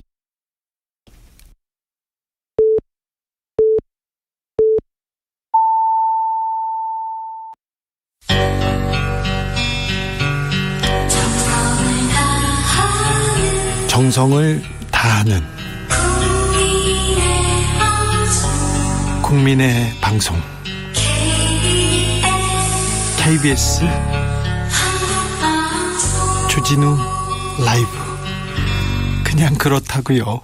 주진우 라이브 2부 시작했습니다. 지역에 따라 2부부터 함께 하시는 분들 오늘도 오셨습니까? 잘 오셨습니다. 어서 오십시오. 7시까지 함께 해주십시오. 1부가 궁금하신 분은 방송 끝나고 유튜브에서 주진우 라이브 검색하시면 찾아볼 수도 있습니다. 내용이 알차니까 꼭 찾아보십시오. 라디오 정보센터 다녀오겠습니다. 정한나 씨. 코로나19 예방접종 대응 추진단은 오늘 오후 5시를 기준으로 약 3,600만 4천여 명이 1차 접종을 마쳐 전체 인구 대비 70.1%가 1차 접종을 했다고 밝혔습니다. 국내에서 백신 접종이 시작된 지 204일 만입니다. 문재인 대통령은 오늘 최재해 감사원장 후보자에 대한 임명 동의안을 국회에 제출했습니다. 이인영 통일부 장관은 오늘 9.19 평양 공동선언 3주년을 앞두고 한반도의 평화는 3년 전 그날에서 어찌 보면 그대로 멈추어 선 채 단 한 발자국도 더 나아가지 못하고 있다고 말했습니다. 제14호 태풍 찬투가 북상하고 있는 가운데 중앙재난안전대책본부는 오늘 오후 이승우 중대본 차장 주재로 긴급 점검회의를 열고 관련 대처 상황을 점검했습니다. 이른바 고발사주 의혹에 대해 투트랙 수사에 나선 고위공직자 범죄 수사처와 검찰은 추석 연휴에도 수사팀을 풀가동하며 속도를 낼 전망입니다. 지금까지 정보센터 뉴스였습니다.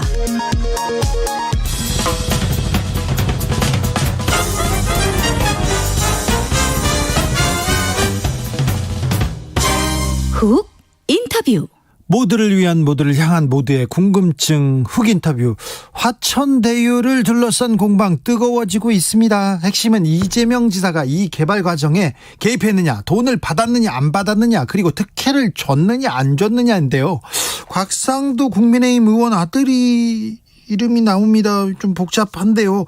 여야 입장 들어보면서 정리해 보겠습니다. 국민의힘 대장동 게이트 진상조사 TF의 윤창현 국민의힘 의원, 안녕하세요. 예, 안녕하십니까. 국민의힘에서 이 대장동 게이트라고 규정했어요. 이유가 뭡니까? 예, 뭐 지분 구조도 문제고 돈 흐름도 이상하고 또 생긴 지 일주일밖에 안 된 법인이 자산관리회사로 등극하고, 네. 그리고 무엇보다도 그 천화동인 1호에서 7호로 이름이 붙어있는 그 껍데기 법인이 3억을 놓고서 3년 만에 아무것도 안 하고 3년 만에 3,463억을 챙겨갔습니다. 네. 그래서 뭐 제 11만 5,345%더라고요. 11만 %요? 11만 %. 네. 1,153배. 네. 그래서 이런 거는 제가 금융 쪽 관련해서 22년 이상 교수로도 활동을 했는데 참 이런 건 처음입니다. 공공개발이라는 이름으로. 그래서 이런 면에서 이 게이트라는 말을 감히 붙였다라고 볼 수가 있겠습니다. 계약서대로 배당이 이루어진 것이다 이렇게 하더라도 이거 1153배면 이거 수익률이 이 정도면 이거 이 정도 수익률이 납니까 원래 시행사업에서? 이건 뭐 좀 쉽지 않은 얘기죠. 예. 그래서 지금 계약제도로 했어요. 계약제도로 해서 뭐 그거를 뭐 합법이다 이렇게 얘기를 하고 계신데. 네. 문제는 이제 우선주가 93%였고 보통주가 7%인데 우선주 쪽에다가는 한도를 정해놨어요. 배당 한도를. 예. 그래서 그쪽에서 가져간 게 한 1,860억쯤 가져갔습니다. 근데 워낙 그 수익이 많이 나서 남은 거는 보통주 7%가 다 가져가는데 그게 4,040억이었던 거죠. 다 7%가요? 네. 예, 그래서 이제 이런 식으로 그 구조를 짜놓은 거, 그러니까 한마디로 말해서. 구조를 불합리하게 짰다 이건가요? 그렇죠. 그러니까 그림을 그리면서 좀 어떤 특정한 그 업체에게 이렇게 많은 것을 줬고 또 아까 화천대유 말씀하셨지만 화천대유는 시행사기 때문에 뭐 직원도 있고 일도 하고 뭐 돈도 좀 뭐 한 400억, 500억씩 끌어오고 그럽니다. 네. 근데 이 천화동인 1호에서 7호 이 껍데기 회사 7개는요. 3억 조달한 것밖에 한 게 하나도 없습니다.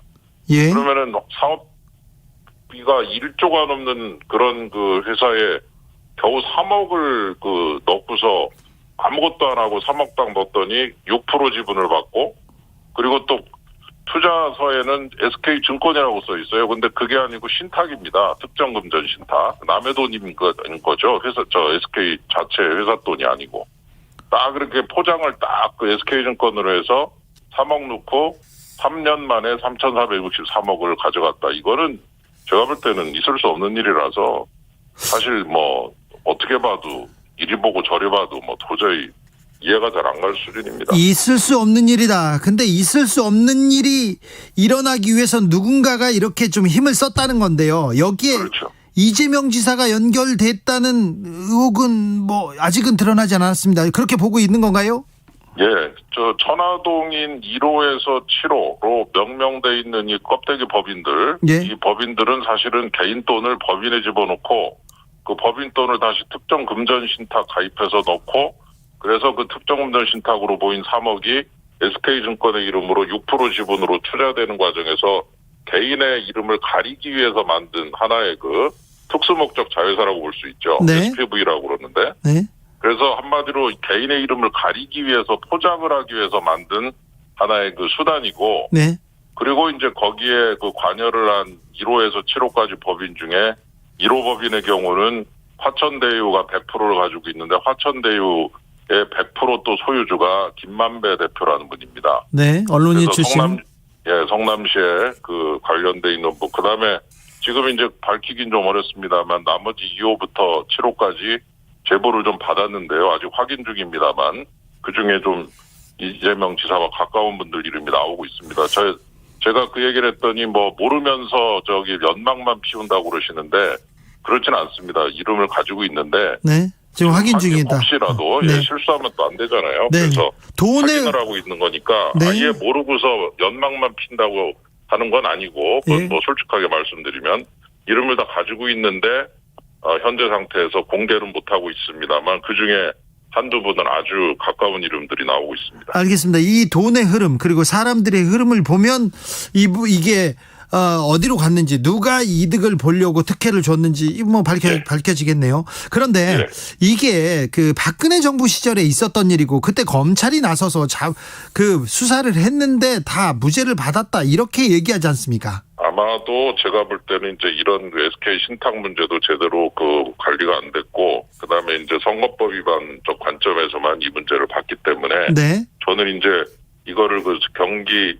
성남개발공사의 배임적 관점에서도 봐야 된다고 봐요. 그리고 돈의 흐름을 제대로 추적하지 않았습니다. 그래서 SK증권 뭐 예를 들어 3억 넣고 3,460 이런 게 이슈가 되질 않았습니다. 네. 그렇기 때문에 이 돈이 SK증권 회사 돈인 줄 알았어요. 전부 다 관계자들도. 네. 근데 SK증권의 회사 돈으로 포장된 개인 돈 7개 법인에 들어간 개인 돈이었던 거죠. 특정금전 신탁을 통해서. 네. 그래서 그런 부분이 정확하게 돈의 흐름, 지금 진행자께서 사회자께서 지적해 주신 것이 굉장히 중요하다고 보는데 네.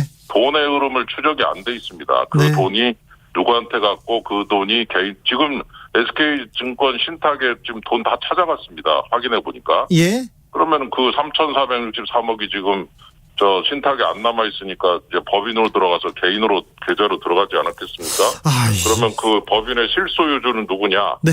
소유주는 누구냐? 이런 문제가 하나도 지금 나와 있지 알겠습니다. 않아요. 돈의 흐름을 따라가 보면 진짜 실소유주가 누군지, 그렇죠. 화천대유는 누구 것인지, 진짜 누구 것인지. 아니죠. 화천대유가 아니라 천화동인이 중요합니다. 천화동인요? 천화동인, 연합군 7개. 그래서 알겠습니다. SK증권의 이름으로 포장된 천화동인 7쌍둥이, 7쌍둥이입니다. 네. 예, 한날 한시에 생긴 법인들입니다. 알겠습니다.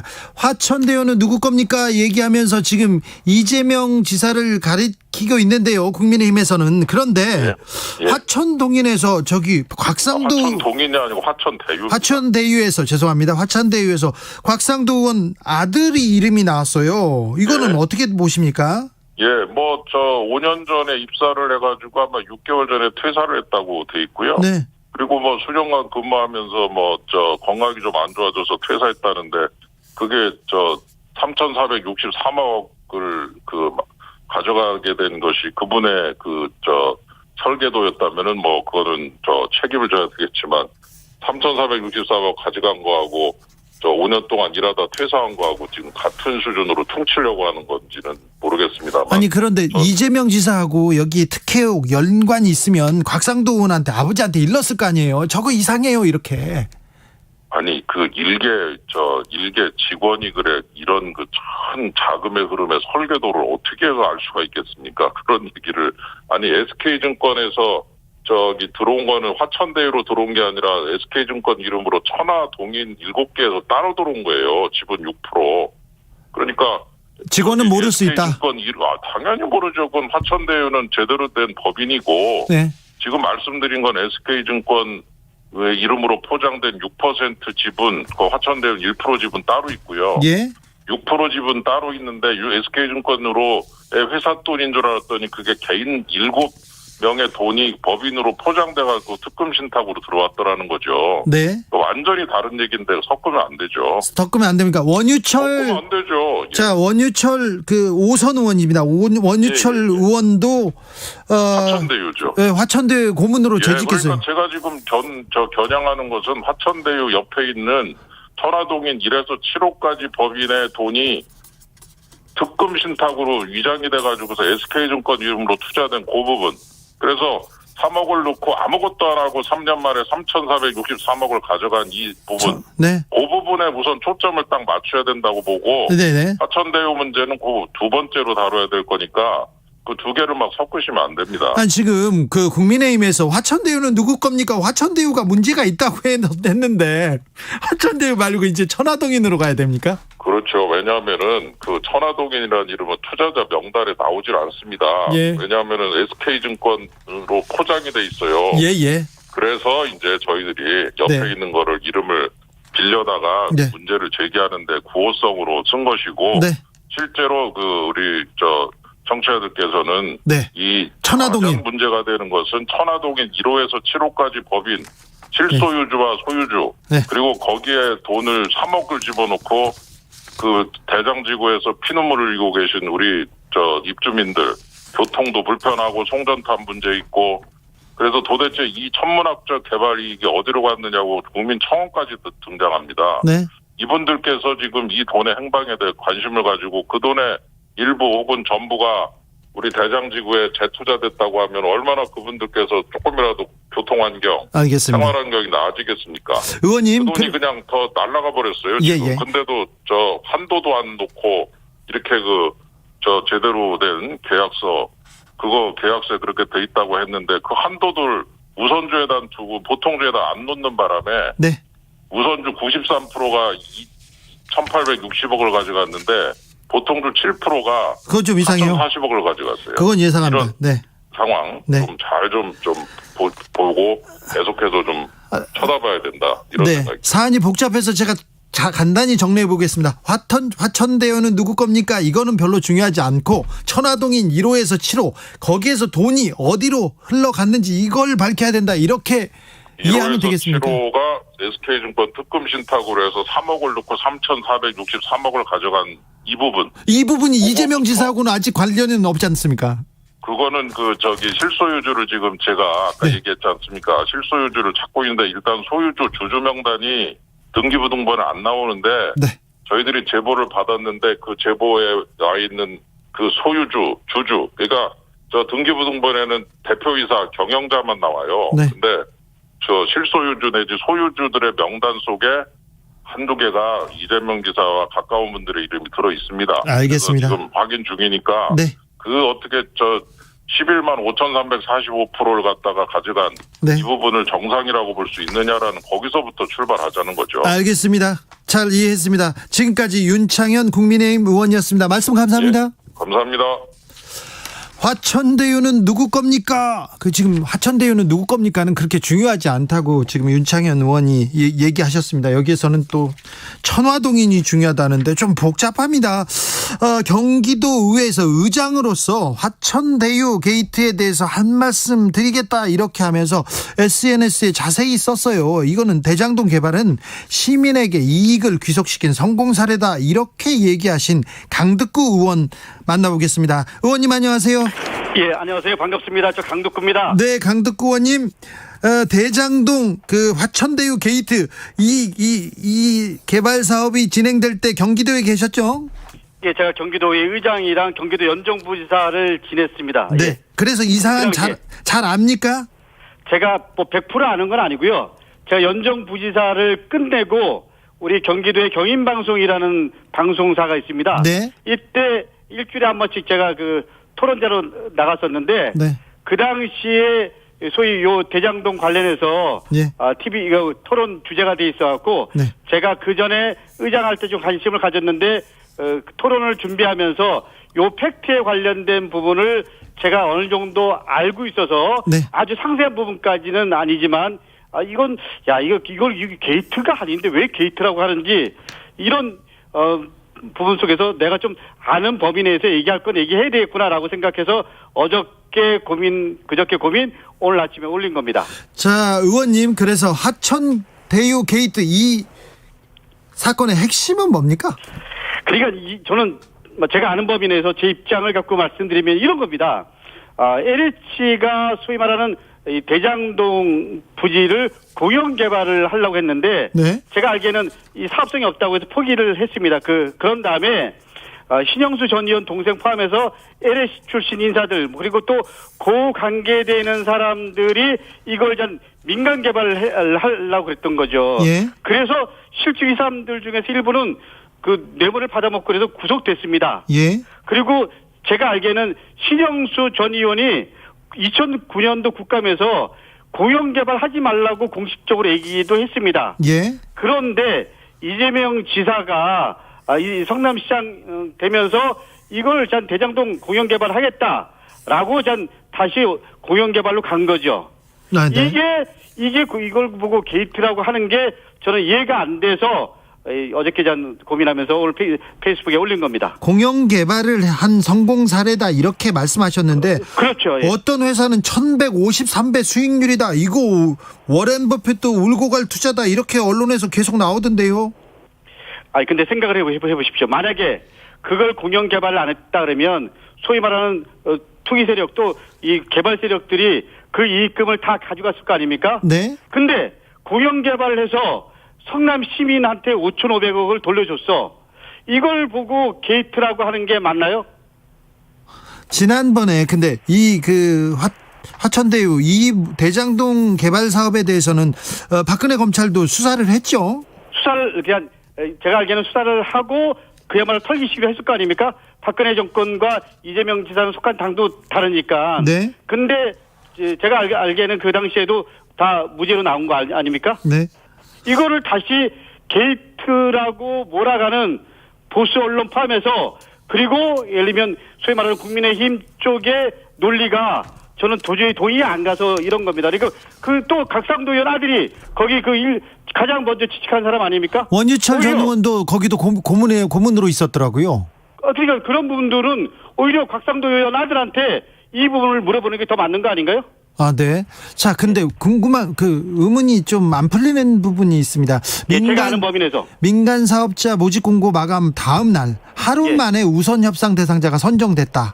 이 의혹에 대해서는 어떻게 보시는지요? 여기서 전 자산관리에서 하찬 대우를 말씀하시는 겁니까? 네, 아니면 시행사 하찬 대우를 말씀하시는 겁니까? 그러니까 제가 이쪽 분야 전문가가 아니고 사실 이거에 대해서 아주 깊게 고민한 사람은 아니지만 통상적으로 예를 들면 참 발표를 하기 전에 이미 참 지역에서는 다 어느 정도 압니다. 그러면 그 사업과 관련해서 자산관리 회사 중에서는 자산관리 경험이 있는 회사들은 요 관련해서 통상적으로 자산관리 회사를 만들어서 공모에 대한 준비를 합니다. 네. 그러니까 제가 알기로는 통상적으로 화천대유라는 자산관리 회사도 이 사업에 들어가기 위해서 준비를 하고 있었군요. 회사를 준비를 하고 그리고 전 공고가 나면서 이 공고에 절차를 받고 들어간 거로 알고 있습니다. 알겠습니다. 통상적으로 보면 저 의원님이 깊이 고민하신 것 같으니까 고민 안 했다고 안 하셔도 됩니다. 네. 아니 이게 쓸 때는 고인이니까 고민을 했지만 아주 제가 깊게 제가 이재명 쪽 사람도 아니고 미안합니다. 있는 그대로 말씀드리면 그렇지만 객관적으로 민주당 당원 입장에서 아닌 거는 아니라고 얘기하고 게이트라는 건 말도 안 되죠. 오히려 이 게이트는 신영수 전 의원 게이트일 수도 있고요. 각상도 의원 아들 게이트일 수도 있습니다. 신영수 전 의원은 국민의힘 쪽 사람이죠? 우리 쪽 사람은 아닙니다. 네. SK 증권을 통해서 들어온 7명이 막대한 수익을 얻었다. 국민의힘에서는 이 천화동인 이 부분에서 진상이 밝혀져야 된다. 여기를 의심하고 있습니다. 저는 이 부분에 대해서는 저는 충분히 의심의 여지가 있다라고 생각을 합니다. 네. 근데 그거는 예를 들면 어떻게 될지 몰라도 이재명 지사 쪽이랑은 관계가 없는 거고요. 또 예를 들면 이재명 지사 말대로 수사를 해서 실주를 예를 들면 누가 들어가 있는지 이런 거를 밝히면 되는 거 아닙니까? 네. 알겠습니다. 그거를 게이트라고 얘기하는 게 맞나요? 알겠습니다. 이재명 지사 며칠 전까지 정세균 후보 캠프에서 활동한 거는 맞으시죠, 의원님? 저는 정세균 후보를 위해서 나름 최선을 다했고요. 그리고 정세균 후보 출마 포기를 선언하는 순간까지 캠프에서 전략기획위원장 맡으면서 함께했던 사람입니다. 알겠습니다. 울컥하셨어요? 마음이 솔직히 안 좋습니다. 마음이 안 좋다는 분들 많습니다. 그렇지만 그것과 예를 들면 적어도 예를 들면 민주당의 지금 대선 주요 후보잖아요. 네. 이재명 지사나 이낙연 후보나 우리 지사 예를 들면 이 후보들이 적어도 예를 들면 모함을 당하고 아닌 거를 마치 긴 것처럼 얘기하는 이런 사항들에 대해서는 우리가 함께 고민하는 게 맞다라고 생각을 해서 SNS에다 글을 올린 겁니다. 알겠습니다. 아무튼 의혹이 생겨서 의혹이 남지 않도록 조사는 해야 되겠죠? 저는 조사를 받을 부분이 있으면 당연히 조사를 해야 되지만 이거를 게이트로 걸고 넘어지는 국민의힘이나 보수 언론 그리고 관련된 사람들에 대한 부분도 분명히 저는 국민들이 심판해야 된다고 생각합니다. 알겠습니다. 아무튼 대장동 개발 사업은 정상적인 개발 사업이었고 이익을 시민들한테 귀속시킨 성공 사례라고 보시는 거죠? 당연히 성공 사례죠. 생각을 해보십시오. 이 건설업자들, 개발업자들한테 가야 될 돈을 5,500억을 다시 시민들한테 돌려준 거.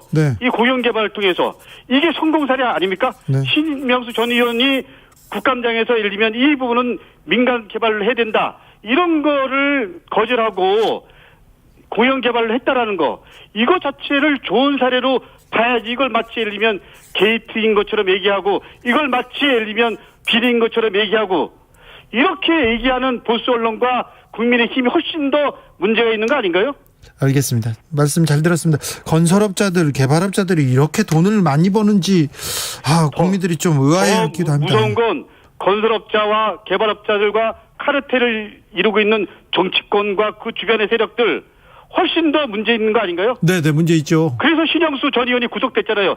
신영수 의원이 속한 정당이 어디였습니까? 곽상도 의원이 속한 정당이 어디입니까? 네, 알겠습니다. 그걸 마치 이재명 지사 쪽을 갖고 이렇게 하는 게 이걸 곽상도 게이트라고 얘기하고 신영수 게이트라고 얘기하는 게 맞는 거죠. 알겠습니다. 이 신영수 전 의원은 구속됐죠? 그 동생이 이 내용을 잘 알고 있을 겁니다. 곽상도 의원 아들이 이 내용을 잘 알고 있을 겁니다. 알겠습니다. 네.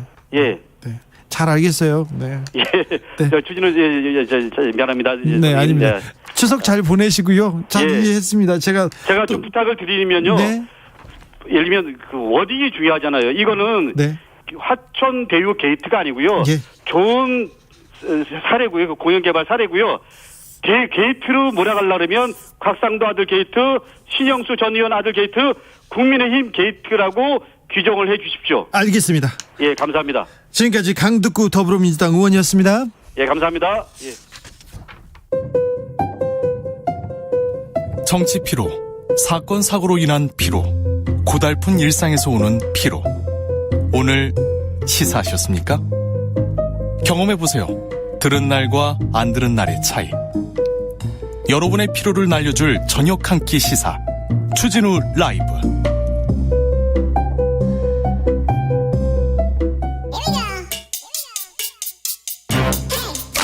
뉴스를 향한 진지한 고민, 기자들의 수다.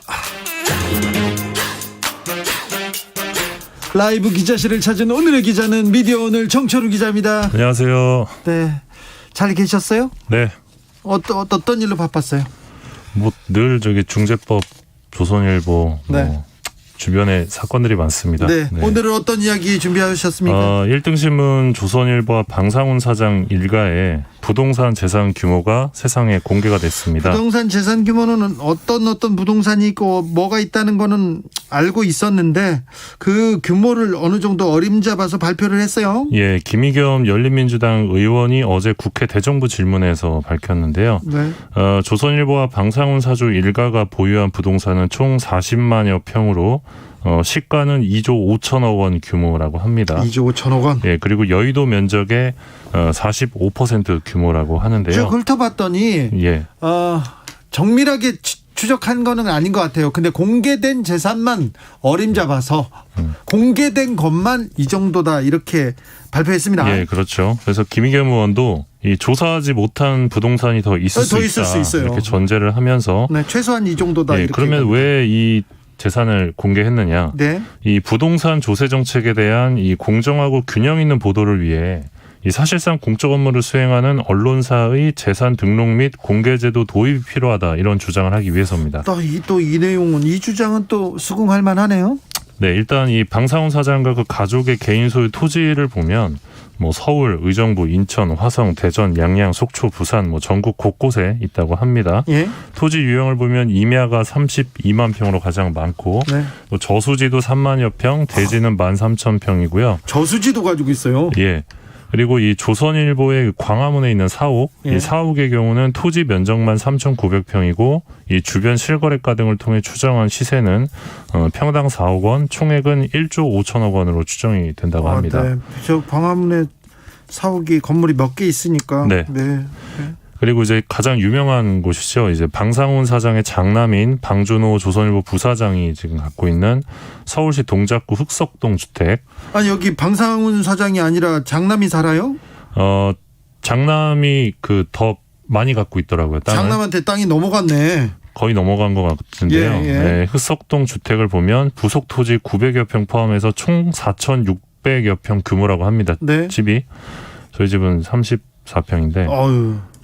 4,600여 평이라고 하네요. 저희 집은 훨씬 더 작아요.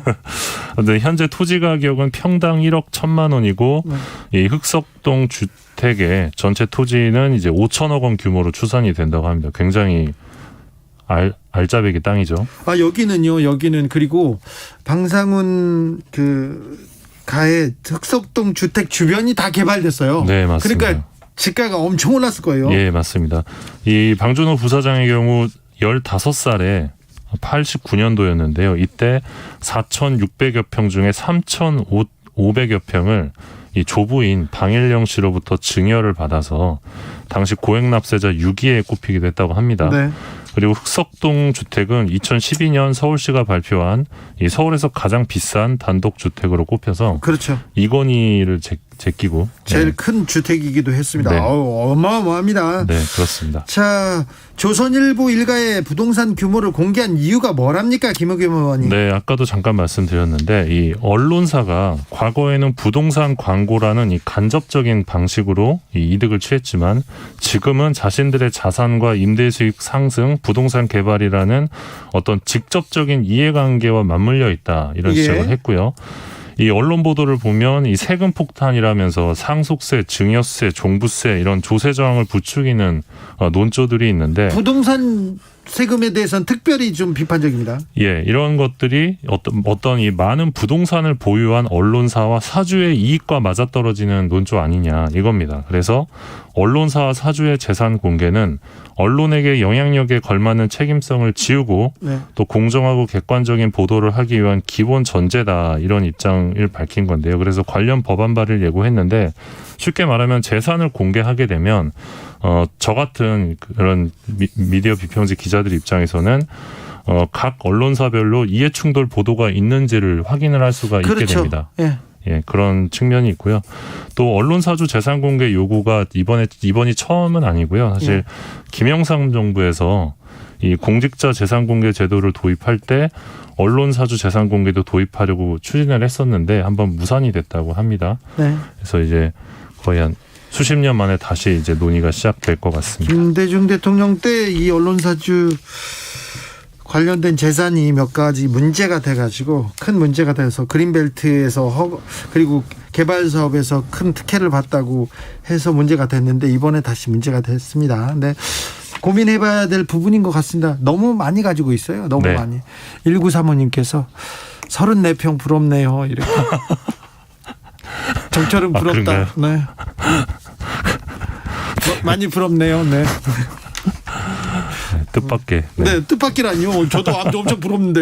그렇게 큰 데서 무슨 살아요? 말씀이세요, 갑자기? 다음 이야기로 가볼까요? 네, 그 서울신문이라고 네. 이 1904년 대한매일신보로 출발한 종합일간지가 있습니다. 네. 우리나라에서 제일 오래된 신문인데요. 네. 창간한 지 117년 됐습니다. 정부 지분이 많아요. 예, 지분 구성이 좀 특별한데 기획재 정보가 30%가 넘고 예. 그리고 이제 서울신문 직원들 우리사주조합이 갖고 있는 게 28% 정도 그리고 원래 포스코가 갖고 있던 지분이 최근에 호반건설로 넘어갑니다. 건설사에 팔렸어요. 그래서 호반이 19%를 갖고 있고 KBS가 8%를 갖고 있는데 15일에 이 우리사주조합이 총투표를 통해서 57.8%의 찬성률로 지분을 호반건설에 넘기기로 결정했습니다. 지금까지 그 노조원들 우리사주원들이 저 건설에 다 해줄 수 없다 계속 얘기했는데 어떻게 넘어갔네요?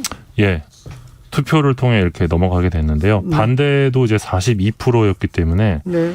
호반 인수 이후에도 회사가 좀 절반으로 나뉘어서 갈등에 빠질 걸로 보이는데 네. 일단 우리사주조합이 주식 전량을 호반에 양도한다고 가정하면 호반은 의결권 기준으로 53.4%를 갖게 되면서 서울신문의 주인이 됩니다. 이 매매 대금은 310억 원 정도로 추정이 되고 매매 과정에서 호반이 약속한 게 있는데 서울신문 사원 한 명당 위로금을 지급하기로 했습니다. 이 위로금이 6천만 원에서 9천만 원 사이가 될 거라고 합니다. 1인당이요? 네. 아, 그래서 찬성표가 많이 나왔구나. 네. 뭐 꼭 그런 것만은 아니겠죠. 꼭 그런 것만은 아닌데 결정적인 영향을 미쳤습니다. 얼마 전까지 제가 듣기로는 절대 안 될 거야 이렇게 얘기했거든요. 네, 뭐 저도 그렇게 알고 있었는데. 그렇잖아요. 네. 구조조정 가능성도 있습니까? 네, 구조조정 가능성도 있는데 일단 이게 어떤 의미냐면 건설사가 전국 종합일간지의 사주가 되는 게 이번이 처음입니다. 예. 그래서 일단 의미가 좀 있고요. 지금 협상 과정에서 이 형식상 소유경영 분리 편집권 독립 이걸 확보를 못했습니다. 그래요? 그리고 호반이 지금 미디어 전문 법인 계획을 밝혀가지고 구조조정이 있을 가능성이 내부에서 나오고 있습니다. 우리사주조합의 경우는 당초 이 편집국장 직선제를 요구하면서 이 사주이익에 복무하는 보도를 할 수 없고 사주에 대한 비판 기사를 쓴 기사를 처벌할 수 없다는 어떤 조항을 요구했는데 호반이 거부를 했고요. 호반의 경우는 이걸 거부했다고요? 예, 뭐 호반 입장에서는 뭐 거부를 하고 싶었겠죠. 네. 그리고 호반은 최근에 전자신문도 인수를 했습니다. 네. 그 신문사들을 사들이고 있는데 이 호반이라는 건설사가 결국 이 신문사들을 어떤 건설 사업을 위한 사회적 자본으로 활용할 수 있는 가능성이 있다. 그래서 좀 우려가 좀 나오고 있습니다. 예. 한편 이제 뭐 그러니까 실제로 이 호반뿐만 아니라 다양한 건설사들이 지금 각 지역에도 이 신문사들을 소유하고 있고 방송사도 소유하고 있거든요. 지역에서는 거의 건설사가 가지고 있어요. 네, 그래서 그런 신문사들이 어떤 건설사들이 뭔가 사업을 따내는 어떤 이권을 위한 어떤 도구로 쓰이는 경우들이 좀 있었죠. 좀 우려가 되는 측면이 있고요. 또 이번 협상 과정에서 호반 쪽에서 이 과거 서울신문이 썼던 호반건설 비판 기사를 삭제해달라고 요구했던 것으로도 좀 알려졌는데 호반이 인수한다니까 호반에 대한 비판적인 기사 많이 썼거든요. 예, 맞습니다. 네. 예, 그래서 지금 이렇게 대주주가 바뀌면서 서울신문이 좀 크게 좀 갈등에 휩싸이지 않을까 생각이 듭니다. 서울의 중앙 일간지를 지방의 건설사가 인수한다. 언론이 조금 언론이 어디로 가는 건지도 조금 고민해보고. 네, 좀 상징적인 의미도 있는 것 같습니다. 그렇습니까? 큰 의미가 있어요. 네. 용기 내자님, 언산 분리는 법으로 없나요? 없어요, 아직. 네, 아직 없습니다. 자, 다음으로 어떤 이야기가 있나요? 만나보겠습니다. 네, 국가인권위원회가 오늘 이 징벌적 손해배상제 도입을 골자로 한 언론중재법 개정안에 대해서 이 개정 취지에는 공감하지만 일부 조항이 언론의 자유를 위축시킬 우려가 있다. 이런 의견을 국회의장에게 표명하기로 결정했습니다. 국가인권위에서도 이런 얘기가 나왔어요? 예, 그리고 징벌적 손해배상의 청구 조건이 되는 고의중과실 추정 요건은 삭제해야 한다. 이렇게 밝혔는데요. 오늘 공개한 결정문을 보면 일단 허위 사실에 따른 언론 보도라는 이 법 개정안에 담긴 개념이 굉장히 모호하다. 그리고 조작 보도 개념도 주관적이고 자의적으로 해석이 될 수 있다. 그리고 고의중과실 추정 요건 또한 이 보복적이라는 표현 그리고 기사의 본질적 내용과 다른 제목 시각 자료 같은 대목이 굉장히 추상적이고 불명확해서 이건 그래서 판사가 법원에서 따질 부분 아닌가요? 근데 이제 국가인권위원회에서는 이런 그 추정 규정 자체가 그 우리가 이제 법리를 이야기할 때 명확성의 원칙을 이야기하는데 그 명확성의 원칙에 위배된다 이런 입장을 가지고 있는 것 같습니다. 네. 그래서 결과적으로는 이 탐사 보도까지도 허위 조작 보도 규제 범위로 포섭될 가능성이 있다. 그래서 언론 보도에 대한 위축 효과를 가져올 수 있다는 게 인권위 결론이고요. 가짜뉴스 근절을 이유로 국민의 기본권을 제한하는 법률을 제정하려 할 때는 이 헌법에서 요구하는 과잉금지 원칙, 명확성의 원칙이 엄격하게 준수될 필요가 있다. 이 점을 강조했습니다. 민주당은 인권위에 가서 좀 설명을 해야 되는 거 아닙니까? 정치권에서 뭐 하고 있습니까? 일단 송영길 더불어민주당 대표는 어제 MBC 100분 토론에 나와서 이 고의중과실 추정 조항을 삭제하겠다고 밝혔습니다. 예. 그래서 이 부분은 수정이 될 것 같고요. 예. 민주당은 이 지금 개정안 통과를 예고한 27일 본회의까지 이 인권위가 제안한 이 고의중과실 추정 조항 삭제와 더불어서 이 허위 조작 보도 개념을 좀 구체화하는 등 좀 수정 작업에 나서면서 27일 본회의 통과를 좀 목적으로 준비하지 않을까 싶고요. 가짜 뉴스의 폐해는 점점 심각해지고 피해자들은 늘어나는데 그러면 어떤 법이 나오게 될지도 좀 걱정이 됩니다. 예, 다만 이제 인권위가 오늘 결정문에서 이런 대목도 언급을 했는데 언론의 자유는 언론 사주의 자유나 기자의 특권이 아니라 시민의 권리로 발달해온 것임에도 오히려 시민의 권리를 침해하고 그러고 있잖아요. 언론의 자유를 악용하고 있는 가짜뉴스의 폐해는 많잖아요. 사회적으로 점점 심각해지는 상황이다 이렇게 밝히기도 했습니다. 그러니까 심각한데 어떻게 할 거냐고. 머리를 맞대고 고민을 해야죠. 언론개혁 굉장히 또 중요한 부분인데 너무 늦게 시작했지 않았나. 그리고 오면서 지금 힘이 빠져가지고 너무 구멍이 나지 않았나 저는 그렇게 생각합니다. 언론개혁을 바라는 한 사람으로서 좀 안타까움이 됩니다. 그래도 늦었다고 생각할 때가 또 제일 빠른 걸 수 있으니까요. 네. 기자들의 수다 지금까지 미디어오늘 정철웅 기자입니다. 감사합니다. 고맙습니다. 교통정보센터 다녀오겠습니다. 김민희 씨. 금요일 퇴근길인데다 귀성교통량까지 몰리면서 정체가 곳곳으로 길게 이어지고 있습니다. 남해고속도로 순천 쪽으로 창원 1터널에서 있었던 사고는 처리 작업이 마무리되면서 부근으로 정체만 남아있고요. 중부 내륙고속도로 창원 쪽으로는 여주분기점에서 감곡 사이와 연풍터널에서 진남터널 사이로 모두 30km 구간에서 정체입니다. 이후로 상주터널 부근 1차로에서는 사고가 났는데요. 낙동분기점부터 극심한 정체입니다. 중부고속도로 하남 쪽으로 남이천 부근 2차로에서도 사고가 나면서 1주부터 정체고요. 이후로도 중부 3터널에서 중부 1터널 사이와 또 하남분기점 일대로 정체입니다. 반대 남이 쪽으로는 마장분기점에서 모가 사이와 진천에서 진천터널 부근, 다시 오창에서 남이분기점까지 모두 28km 구간에서 정체입니다.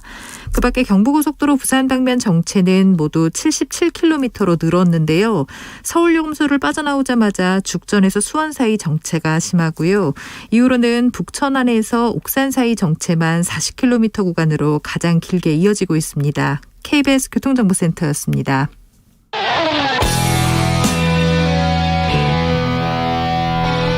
스치기만 해도 똑똑해진다. 드라이브 스루 시사 주진우 라이브.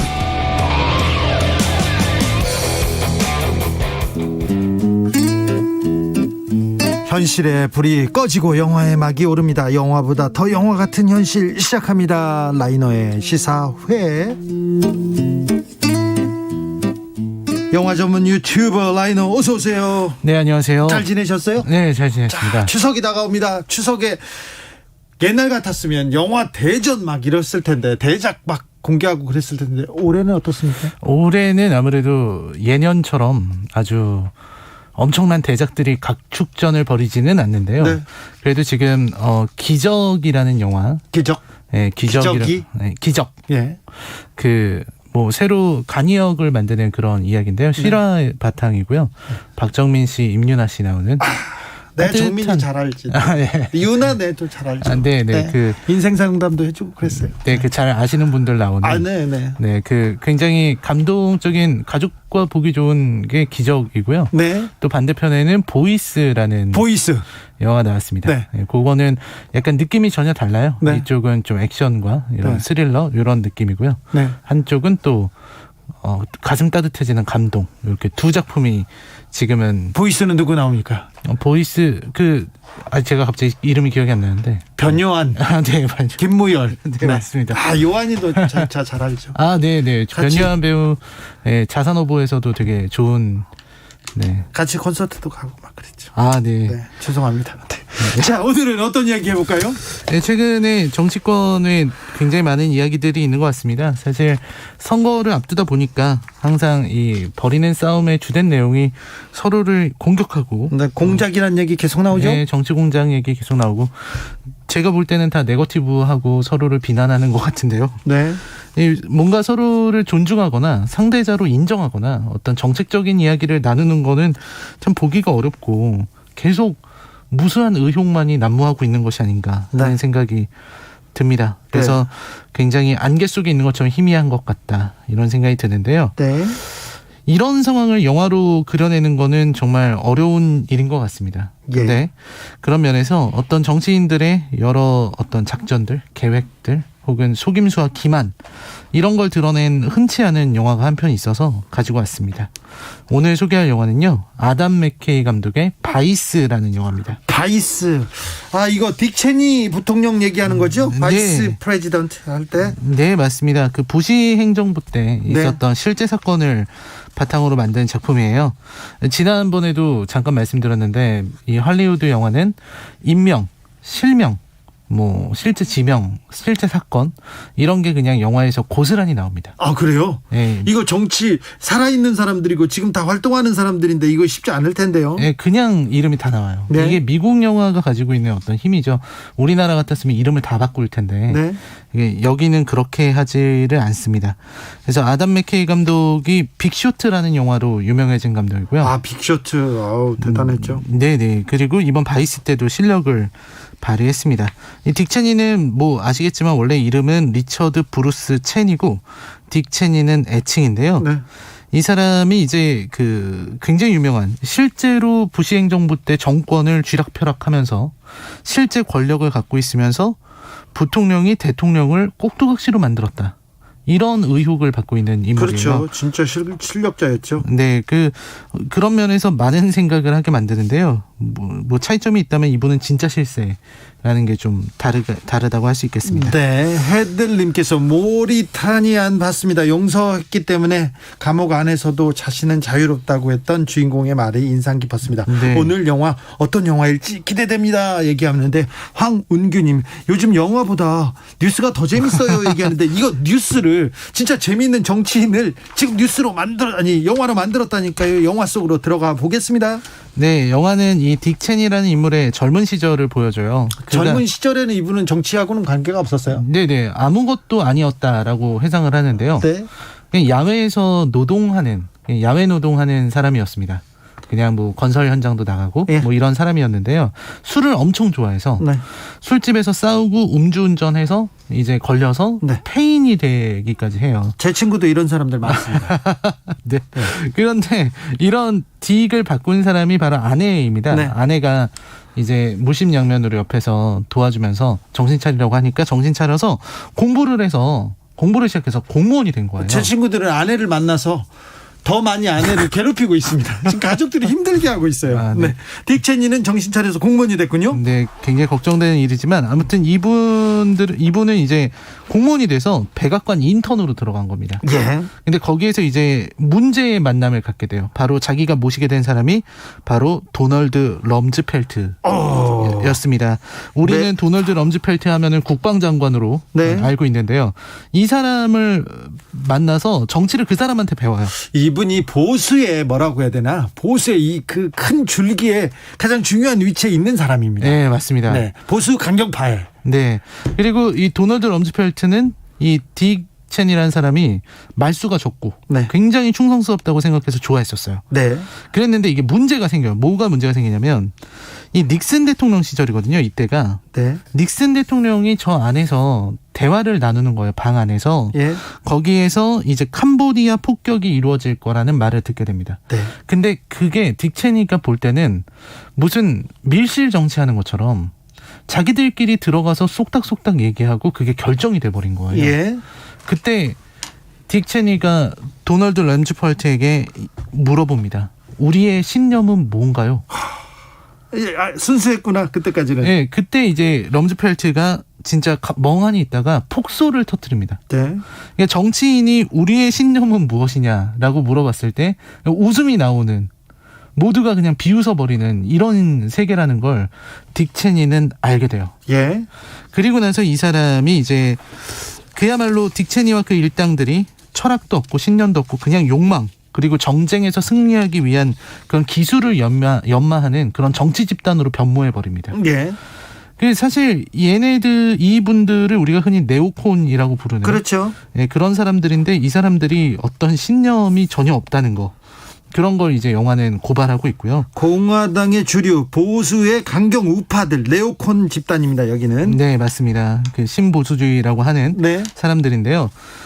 아무튼 이 사람들의 그 사상이라는 게 절대적인 사유재산의 긍정, 그리고 개인의 자유를 중시하고 뭐 법치라는 이념을 퍼뜨리겠다. 그리고 필요하다면 언제든 무력을 사용할 수 있다. 네. 이런 생각을 갖고 있는 사람들인데, 그래서 부시 대통령이 나옵니다. 부시 대통령이 이제 대통령이 되는데 러닝메이트로 당신과 함께하고 싶다라고 얘기를 해요. 네. 이 영화에서는 부시가 젊었을 때의 모습부터 보여줘요. 젊었을 때 부시는 이제 술 먹고 파티장에서 난동 부리는 그런 바보였다라고 영화에서는 그리고 있습니다. 네. 그렇게 되고 나서 이제 딕 체니가 부통령이 돼서 실질적으로 실권을 잡게 됩니다.